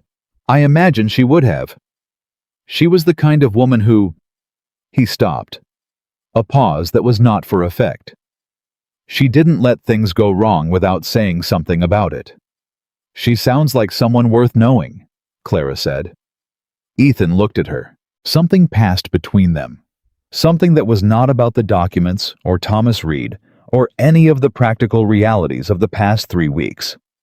Something that acknowledged simply and without drama that there were things in this house and this life that had happened before Clara arrived, and that those things were real, and they mattered, and that neither of those facts made the other things that were happening now less real or less true. She was, he said. Clara nodded. I'll write the summary for Colbert tonight, she said. The wire goes out first thing tomorrow with the death certificate information. He'll need to move on the fraud angle immediately. I'll take it myself, Ethan said. First light. All right. He looked at her for one more moment. Clara, he said. Ethan, don't. I'm not going to say anything complicated, he said. I just want to say what you've done here, what you found, what you've done for the past 3 weeks while I was too close to it to see it clearly. He stopped. Thank you. She looked at him steadily. You would have found it, she said. Maybe, he said. Probably not in time. She didn't answer that because it was probably true, and saying so felt like accepting something she wasn't ready to accept yet. She picked up her pen and the blank paper and started writing. The wire went out at 6 in the morning. By noon, Colbert had confirmed he was filing the criminal fraud complaint with the Territorial Attorney General's office simultaneously with a motion to dismiss the boundary dispute on the grounds that the underlying right-of-way filing that gave the dispute legal standing had been obtained through fraudulent means. By 2 in the afternoon, word had reached Dust Creek that something was happening at the territorial level involving the land office and a fraud complaint, because small towns had their own telegraph system that operated entirely through human beings moving between buildings, and it was considerably faster than the wire for local information. By 3 o'clock, Thomas Reed rode up to the Walker Ranch for the 3rd time. This time, he didn't come alone. He brought 2 men Clara didn't recognize riding on either side of him, with the particular posture of men who were being paid to look imposing. He also brought a man she did recognize, the San Francisco lawyer, the Marsh and Devereaux representative, who rode with the expression of a man who was doing his job and found it unpleasant. Ethan was in the yard when they came in. Clara was at the porch. Danny was by the stable. Thomas pulled up his horse and looked at Ethan with the controlled expression of a man who has just received very bad news and has decided that the only remaining strategy is to see whether a direct confrontation can recover what careful maneuvering has lost. Ethan, he said, this has gone far enough. Has it? Ethan said. A fraud complaint, Thomas said. Against me. Against a legitimate territorial business interest. Based on what a woman you've known for 3 weeks going through your account ledgers. Based on a right-of-way filing that uses the name of a dead woman, Ethan said. My dead wife. The San Francisco lawyer shifted slightly on his horse. That shift was involuntary. Clara saw it from the porch. Thomas's jaw tightened. That filing was prepared by the company's legal office. I had no knowledge of the specific documentation used. Thomas, Ethan said, and any irregularities in the registration are a matter for the company's internal... Thomas. Ethan's voice dropped in the way she'd heard it drop before. Quiet. Absolute. Don't. Silence. You put Margaret's name on a legal document, Ethan said. You used her, like she was a piece of paper, like she was a resource you could deploy. His voice stayed level. She could hear what it cost him. I'm not going to stand here and listen to you explain that. Thomas looked at him. The carefully managed face, the pleasant face, the patient face, the face he'd worn through 14 months of calculated maneuvering, dropped for just a moment. What was underneath it was not guilt. It was calculation all the way down. The complaint will fail, Thomas said. The company has resources you cannot match legally. Marsh and Devereaux will file a response that buries Colbert's office for months. The 60-day window on the boundary dispute will close before any criminal complaint can be adjudicated.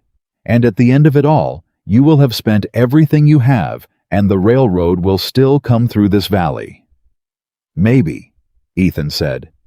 Ethan, but you'll spend it with a fraud complaint on the public record, Ethan said. With your name attached to a document that used a dead woman's identity, and the mining company, who has been very careful up until now to keep their involvement quiet, will be publicly associated with fraudulent territorial filings. He looked at the San Francisco lawyer. I don't know what Marsh and Devereaux told you about this case, but I'd ask you to consider whether this is the kind of matter your firm wants its name on when the Territorial Attorney General starts asking questions. The lawyer said nothing, but his horse shifted again under him, and he made no move to stop it shifting. Thomas looked at Ethan, then he looked at Clara on the porch. Something crossed his face when he looked at her, not what she expected, not anger. Something colder and smaller and more honest than anything she'd seen from him. You, he said. You found it. She met his gaze. The field notes, he said. The second filing, all of it. He shook his head very slightly. I told myself you wouldn't understand what you were looking at. I know, Clara said. I underestimated you, he said. Yes, she said. You did. He looked at her for one more moment. Then he looked at Ethan. This isn't over, he said. Yes, it is, Ethan said. You just don't know it yet. Thomas pulled his horse around. The two riders turned with him. The San Francisco lawyer turned last, and as he did, he looked at Clara on the porch with an expression that was hard to read. Not hostility, not respect exactly, but the particular look of a professional who has just recalibrated his understanding of who the important people in a situation are. They rode out. The yard was quiet. Danny let out a long breath from by the stable. Well, he said. Ruth appeared in the doorway behind Clara. Is it done? She asked. No, Clara said, but it's turning. She looked at Ethan in the yard. He was looking back at her, and his face had the quality it had in the kitchen the night he came back from Tucson, that thing that was not about the land or the law or any of the practical circumstances that had brought them to this moment together. Colbert's motion to dismiss, she said. How long before we get a ruling? He said 2 weeks if the territorial court moves quickly, Ethan said. And the criminal complaint, 30 days minimum for the Attorney General to open a formal investigation. So we wait, she said. We wait, he agreed. She nodded. She turned to go back inside, and he said her name the way he had before, the way that stopped her. Clara. She turned. He crossed the yard in a few strides and came up the porch steps and stood in front of her, and she looked at him, and neither of them managed to be practical for a moment. I've been trying to find the right time to say something, he said. The timing has been difficult, she said. Yes, he said. It has. But I'm going to say it anyway, because I've spent 6 years not saying things that needed to be said, and I'm done with that. She waited. I know you came here because Thomas Reed left you stranded, he said. And I know you stayed because the situation needed staying in, and because you're the kind of person who finishes what she starts. And I know that none of that is the same thing as choosing this life, choosing this place. A pause. Choosing me. She looked at him. I'm not asking you to make that choice right now, he said. The timing is still terrible. There's still a legal case and a 60-day window and a criminal complaint and all the rest of it.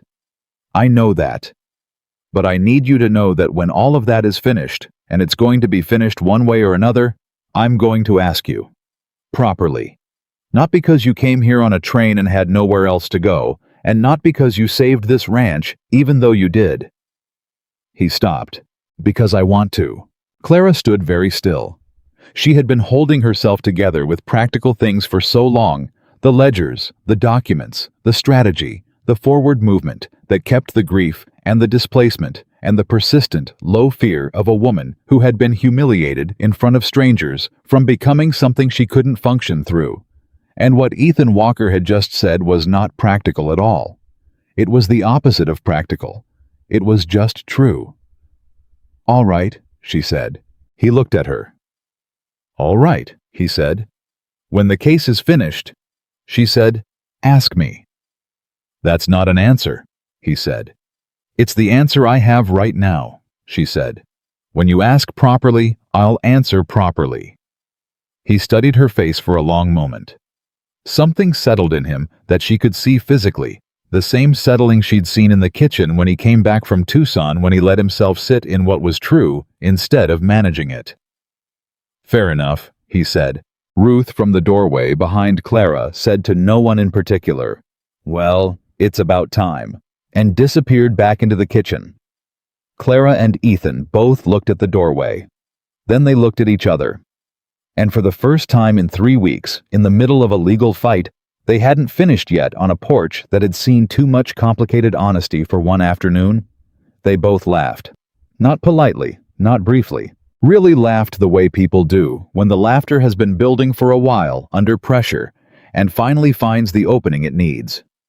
It lasted long enough that Danny by the stable looked over and then very deliberately looked away with the expression of a young man exercising considerable restraint. When it faded, they were both quiet for a moment. "Dinner," Clara said. "Yes," he said.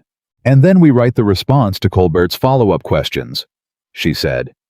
"He sent 3 yesterday that I haven't answered yet.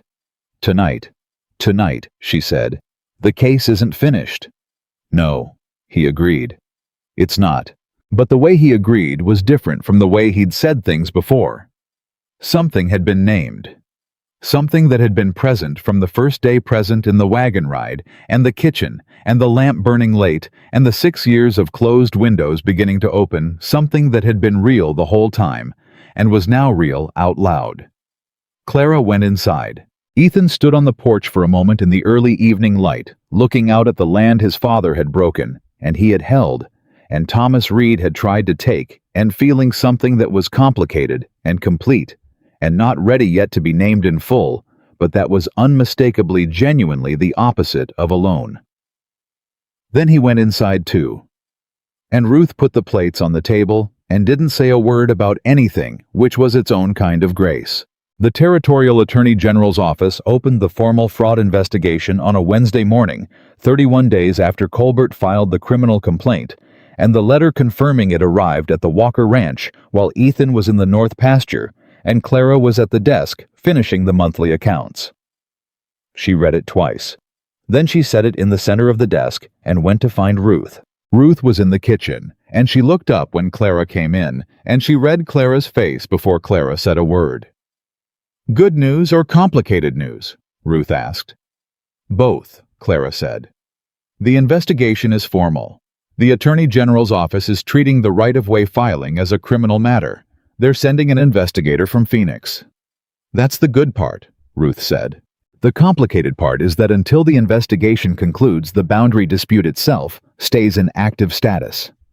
Colbert's motion to dismiss was approved in principle by the territorial court, but the judge suspended final ruling pending the criminal investigation outcome." Ruth set down the pot she was holding. Which means the 60-day window is paused," Clara said. "We're not losing the land, but we're not free of the legal cloud yet either. The investigation could take 60 days itself, could take longer." "Thomas Reed," Ruth said with the particular flatness of a woman who has heard that name too many times in the past month and has run out of patience for the gentleness of tone it used to receive. "Thomas Reed is cooperating with Marsh and Devereaux to manage the narrative," Clara said. "Colbert says they're arguing that the fraudulent filing was a clerical error at the company level, and Thomas had no personal knowledge of how the right-of-way registration was documented." "Can they make that stick?" "Maybe," Clara said honestly. "If the investigator can't establish that Thomas knew Margaret Walker was dead when the filing was made. If the paper trail between Thomas and the company's legal office is clean enough that he can claim he never reviewed the specific documentation." Ruth was quiet for a moment. "Can they prove he knew?" she said. "That's what the investigator needs to find," Clara said. And that's the part we can't control. She heard Ethan's horse in the yard. She took the letter back to the desk and was standing beside it when he came through the door, still in his riding coat, reading her face the way she read his. "Tell me," he said. She told him. He read the letter himself when she was done, then set it down and stood with his hands on the desk and looked at the wall for a moment. "So we wait again," he said. "We wait for the investigator," Clara said. "Colbert says he's a man named Howard Price out of Phoenix. He has a good reputation, thorough, not connected to mining interests appointed by the governor rather than the territorial legislature." "When does he arrive?" "Colbert doesn't know yet. Within 2 weeks." Ethan looked at her. "Are you all right with this?" he asked. Another month of uncertainty. She met his eyes. "I'm not going anywhere, Ethan." He held her gaze for a moment. "No," he said. "I know." And the way he said it, not a question, not seeking reassurance, just a statement of something he had accepted as true, made something in Clara settle that she hadn't realized was still unsettled. She picked up her pen and went back to the accounts. He poured himself coffee and pulled up the other chair and started going through the correspondence stack, and Ruth watched them from the kitchen doorway for exactly 5 seconds before returning to her work with the expression of a woman whose prayers had been answered so precisely that she was slightly suspicious about it. Howard Price arrived on a Friday 11 days later, and he was not what any of them expected. He was small. That was the first surprise. A compact man in his mid-40s with the careful stillness of someone who gathered information the way a good fisherman gathered fish patiently without disturbing the water. He came to the ranch first, which was not the protocol Colbert had predicted. He was supposed to start at the land office. Instead, he rode up the Walker property road at 10 in the morning, introduced himself to Ethan in the yard, with a handshake that was firm without being performative, accepted Ruth's offer of coffee without any of the usual government formality, and sat down at the kitchen table across from Ethan and Clara and said, "Tell me what you know, not what your lawyer has already told me. What you know." Clara talked for 45 minutes. She laid out everything. The sequence of Thomas's letters beginning 16 months before his original arrangement with her. The boundary dispute filing and its irregular acceleration. The private meeting between Thomas and Martin Hale the night before the acceleration. The second filing using Margaret's name. The chain of correspondence in the account ledgers. The visit to the ranch when Ethan was in Tucson. All of it in order precisely. Price listened without interrupting. When she finished, he was quiet for a moment. Then he said, "Miss Whitmore, what did you do before you came to Arizona?" "I managed my father's business accounts," she said, "for 3 years." "What kind of business?" "Shipping," she said. "Import documentation, cargo ledgers, payment records, contract correspondence." He nodded slowly. "You understand how paper trails work," he said. "I understand how people try to hide them," she said. "Which is the more useful skill?" He looked at her for a moment with the expression of a man who is recalculating his expectations. "The mining company's legal office in San Francisco," he said. "You said there was a registration address that matched between the second filing company and the main company." "Yes," Clara said.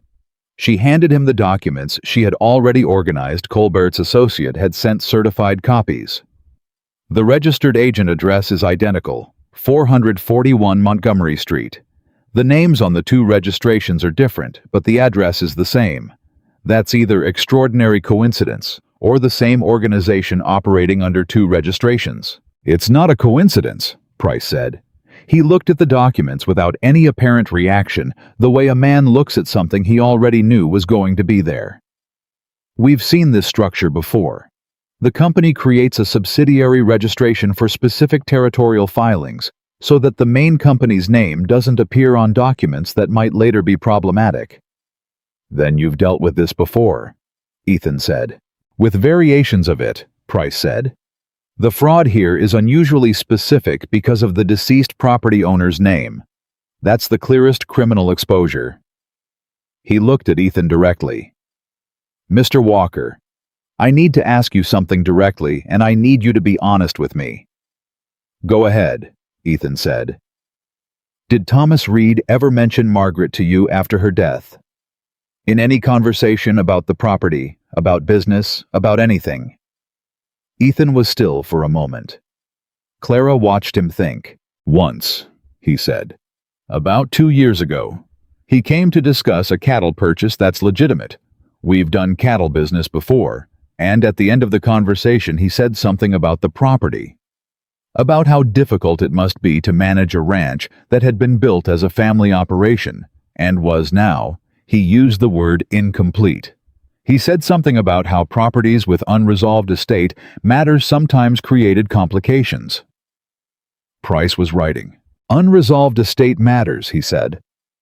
"I didn't understand what he meant at the time," Ethan said. I thought it was an awkward thing to say about a man's dead wife, and I put it down to Thomas not being good with personal subjects." "He was establishing," Price said quietly, "whether you had formally resolved the estate, whether Margaret's death had been recorded with the land office, whether the property interest was legally clean." Ethan looked at him. "He was checking whether the gap existed," Clara said, "before he used it." "Yes," Price said. The kitchen went very quiet. Ethan set down his coffee cup. "He planned it from that conversation," he said. "Earlier, possibly," Price said. "But that conversation told him the gap was there. After that, the second filing was only a matter of timing." Ethan stood up. He walked to the window and stood there, and Clara did not look away from him, and neither did Price, who was a man who understood that some information needed a moment to be fully absorbed before the next thing could happen. After 30 seconds, Ethan turned around. His face was the steadiest she had ever seen it. Not controlled. Past control into something that was just clear. "What do you need from me?" he said. "A signed statement documenting that conversation," Price said. "As precisely as you can recall it. Date setting exact words as best you remember them." He paused. "That conversation establishes that Thomas Reed investigated the estate status of this property 2 years before the fraudulent filing. That's the evidence of premeditation that elevates this from clerical error to deliberate fraud." "I'll write it tonight," Ethan said. "Tonight would be good," Price said. He finished his coffee. He stood up and shook Ethan's hand, and then looked at Clara. "Miss Whitmore," he said, "the documentation you organized was more complete than anything Colbert's office sent me. I want you to know that." "It needed to be complete," she said simply. "Yes," he said. "It did." A pause. "I'm going to the land office now, and then to speak with Martin Hale." He picked up his hat. "Mr. Hale contacted the Attorney General's office voluntarily 3 weeks ago. I believe you may have had something to do with that." Ethan looked at Clara. Clara said nothing. "He provided internal correspondence," Price said, documenting communications between his office and Thomas Reed in the 10 days before the acceleration filing. "The communications are thorough." He settled his hat. "Thank you for the coffee." He left. The door closed behind him. Ruth from the kitchen said, "Did he just tell you what I think he told you?"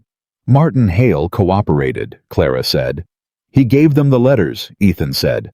"The private correspondence. Everything. Because you gave him the opening to do it without losing everything himself," Clara said quietly.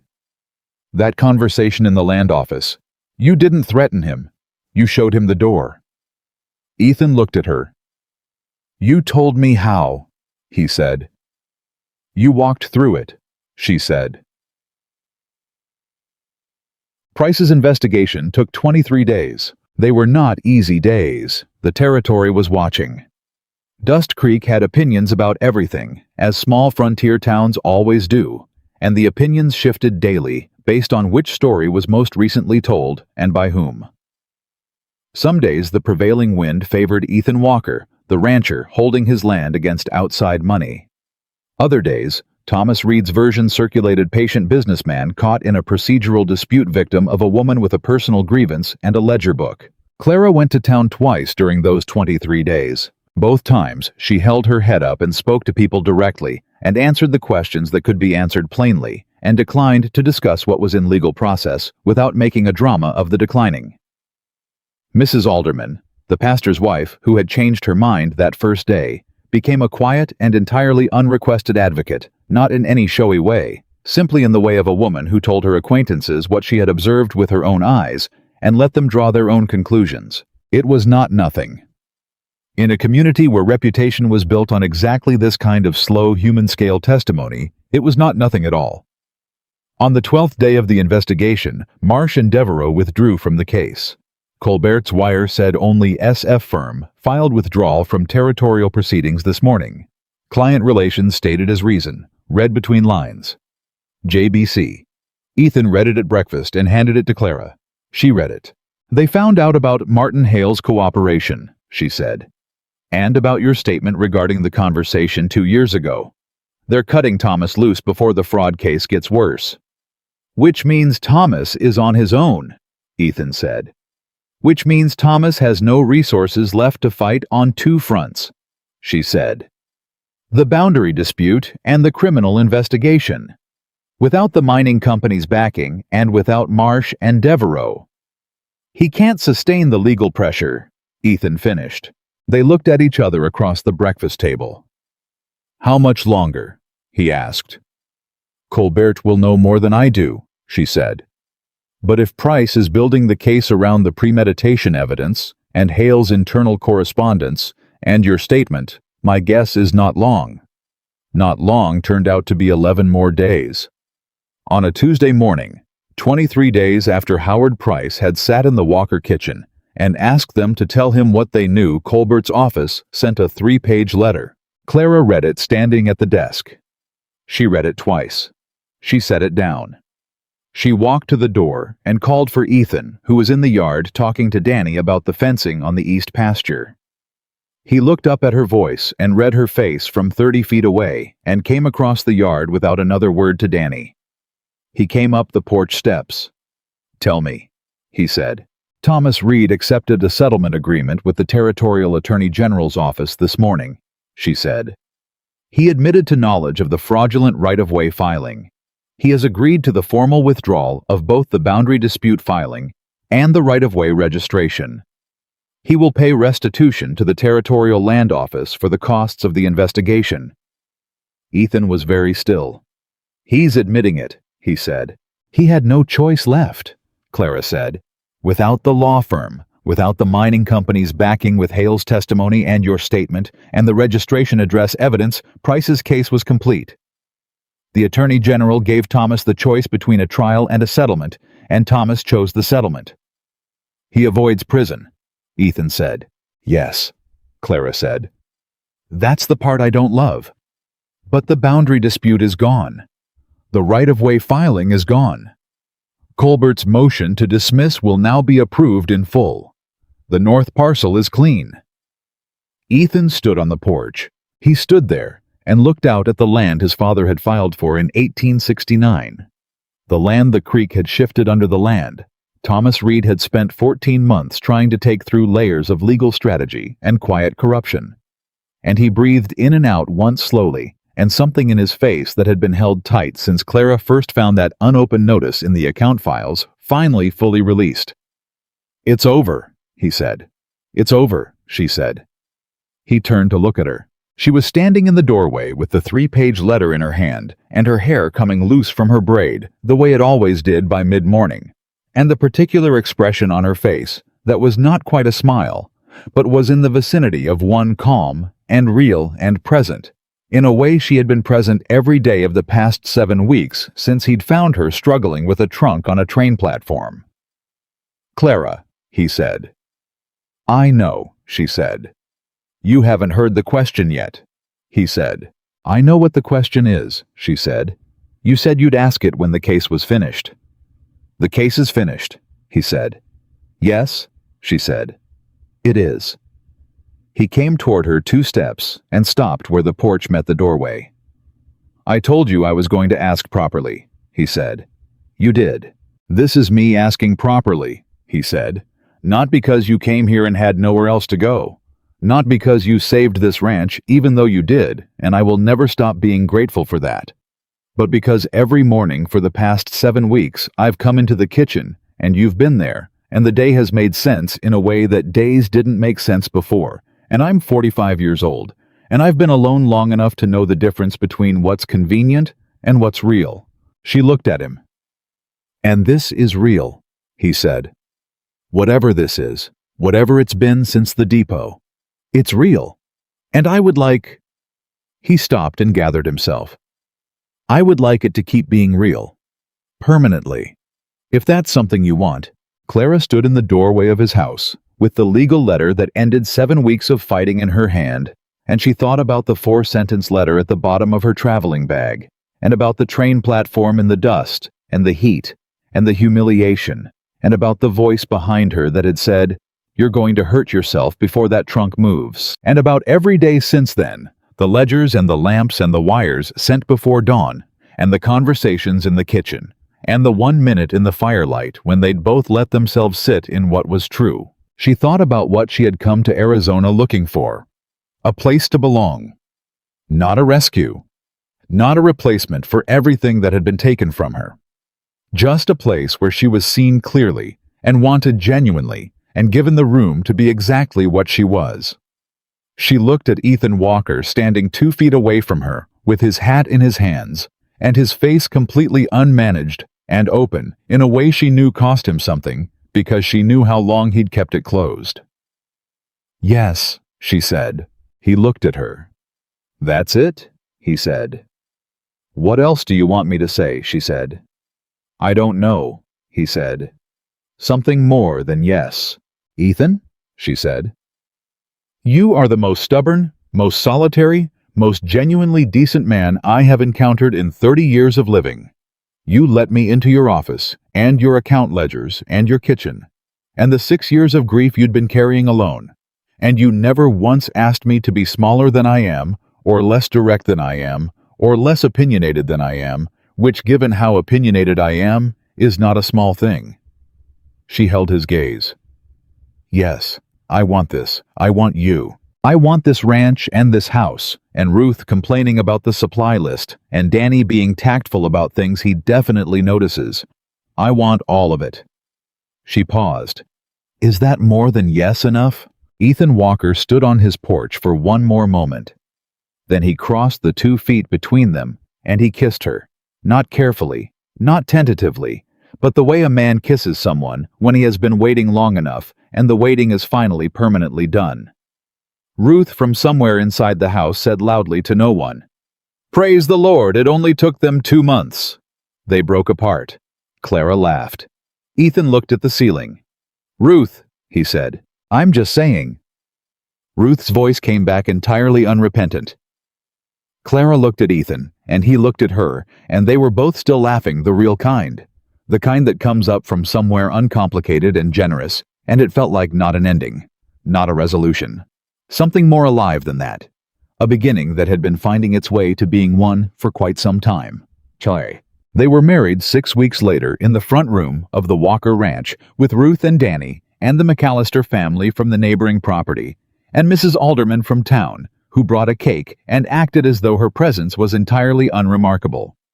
James Colbert came from Tucson. Howard Price sent a letter he couldn't attend in person, but which said in the careful, formal language of a territorial investigator that he wished them well, and that Miss Whitmore's documentation had been, and he used this word, deliberately exemplary. Clara wore a dress that Ruth had quietly been working on for 3 weeks in the East Room with the door closed, which meant that everyone at the ranch had known what was coming before either Ethan or Clara said a word about it, which was its own kind of comment on the situation.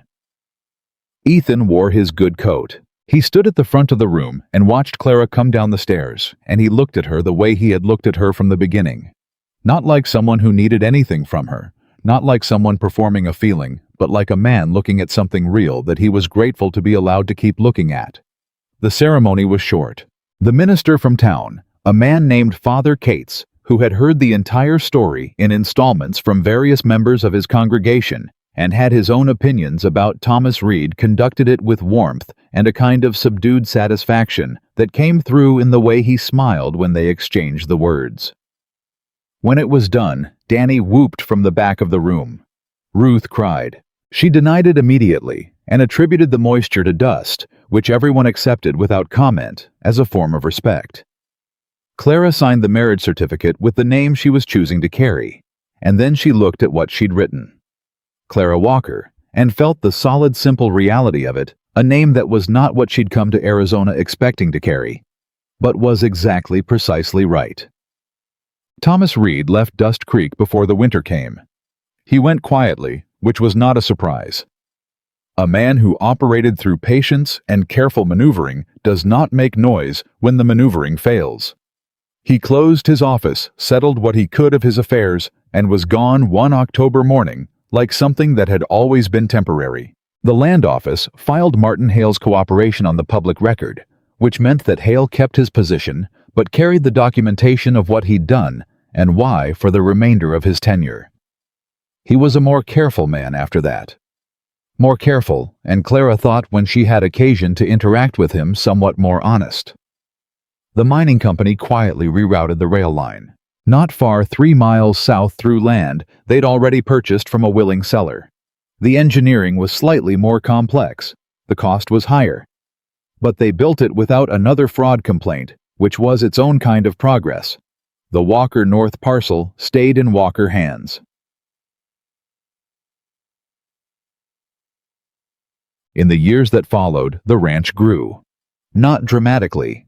Not in the way of stories that require sweeping prosperity to prove their point. It grew the way honest work grows incrementally, through accumulated good decisions and hard seasons managed carefully, and the occasional breakthrough that comes from looking at a problem from an angle that nobody else had thought to look from. Clara ran the accounts. She also gradually began doing something she hadn't planned on: keeping records of the land disputes and property challenges that other families in the territory faced, helping them understand what documents to file, and what correspondence to keep, and what questions to ask the lawyers, who sometimes failed to ask those questions themselves. Word spread the way word spreads in small territories. Women came to her first because women in frontier communities had learned to find their resources through other women. Then their husbands came. Then neighbors and acquaintances who had heard something about the woman at the Walker Ranch, who understood how land filings worked and wasn't too proud to explain them in plain language. She didn't charge for it.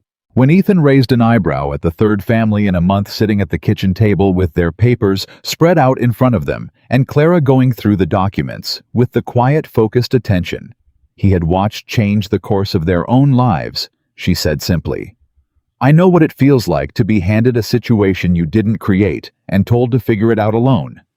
I'd rather more people didn't feel that way." He looked at her. He thought about a train platform and a letter, and a woman standing with a trunk wedged in a board, while an entire town watched and did nothing. "All right," he said. "You're not going to argue," she said. "Would it work?" he said. "No," she said. "Then no," he said. And he went back to whatever he was doing, and she went back to the papers, and Ruth brought coffee without being asked, and the kitchen was full of the particular warmth of a house that has learned finally fully what it is for. Ethan found her on the porch one evening in the fall of their second year together. When the air had that particular quality, it got in October, when the heat finally broke and the mountains in the east went red gold in the late light. He sat down beside her. They were quiet for a while, which they were good at, the comfortable kind, the kind that didn't need filling. After a time she said, "Do you ever think about that first day the platform?" "Every day," he said. "Why?" she asked. He looked at her. "Because I almost didn't speak," he said. She turned to look at him. "What do you mean?" "I was going to walk past," he said. "I saw you. I read the situation. I told myself it wasn't my business, and I should stay out of it, and that you were probably going to be fine." He paused. "I had my hand on the wagon gate." She was quiet. "What stopped you?" she said. "You folded the letter," he said. "So carefully. Like even then, even in that moment, you were making sure nothing fell apart that didn't have to." He looked out at the mountains. "I thought that's a person who has been doing that for a long time, taking care of things, making sure they hold. And nobody has ever thought to just stand beside her while she does it." Clara looked at him. She thought about all the careful folding, all the years of it, all the ledgers and the letters and the accounts and the forward movement that kept everything together when the things that were supposed to hold fell apart. She had come to Arizona looking for a place to belong. She had not known that belonging would feel like this, not like arrival exactly, but like recognition. Like someone seeing the thing you'd been doing all along and understanding why. "Ethan," she said. "Yes." "I'm glad you didn't walk past." He reached over and took her hand the way he did sometimes in the evenings, without ceremony, without anything that required naming. "So am I," he said. The mountains held the light a little longer the way they did in October, burning gold and red against the cooling sky. And below them, the Walker Ranch settled into evening, the horses in the stable, the lamp coming on in the kitchen, where Ruth was making dinner, Danny and the hands coming in from the far pastures, all of it ordinary and alive and exactly what two people had built together from the ground up. A woman who had been left on a train platform, a man who had spent 6 years learning the cost of closing every window in the house. They had found each other not because the world arranged things fairly, or because love arrived on schedule, or because the circumstances were kind. Because the circumstances were not kind, not at the depot, and not in the weeks that followed, and not in the legal fight that nearly cost them everything. They had found each other because one man saw a woman fold a letter with steady hands and recognized in her what he had forgotten was possible: the courage to keep going, to hold things together, to choose forward, even when standing still would have been easier. And because that woman looked at a stranger who offered her nothing but a room and a fair chance, and saw underneath the weathered face and the closed windows and 6 years of practiced solitude, a man who was simply, genuinely worth staying for. That was the whole of it. That was enough. And in the Walker Ranch in the Arizona Territory, in the fall of a year that had started on a train platform and ended with two people who had chosen each other freely and completely, the light went gold, and the day closed down, and everything that needed to be true was true. That is where this story ends, not in triumph over Thomas Reed, not in the legal victory or the criminal settlement, not even in the wedding or the years of growing prosperity that followed, but here on this porch, with two people holding hands in the evening light, finally home.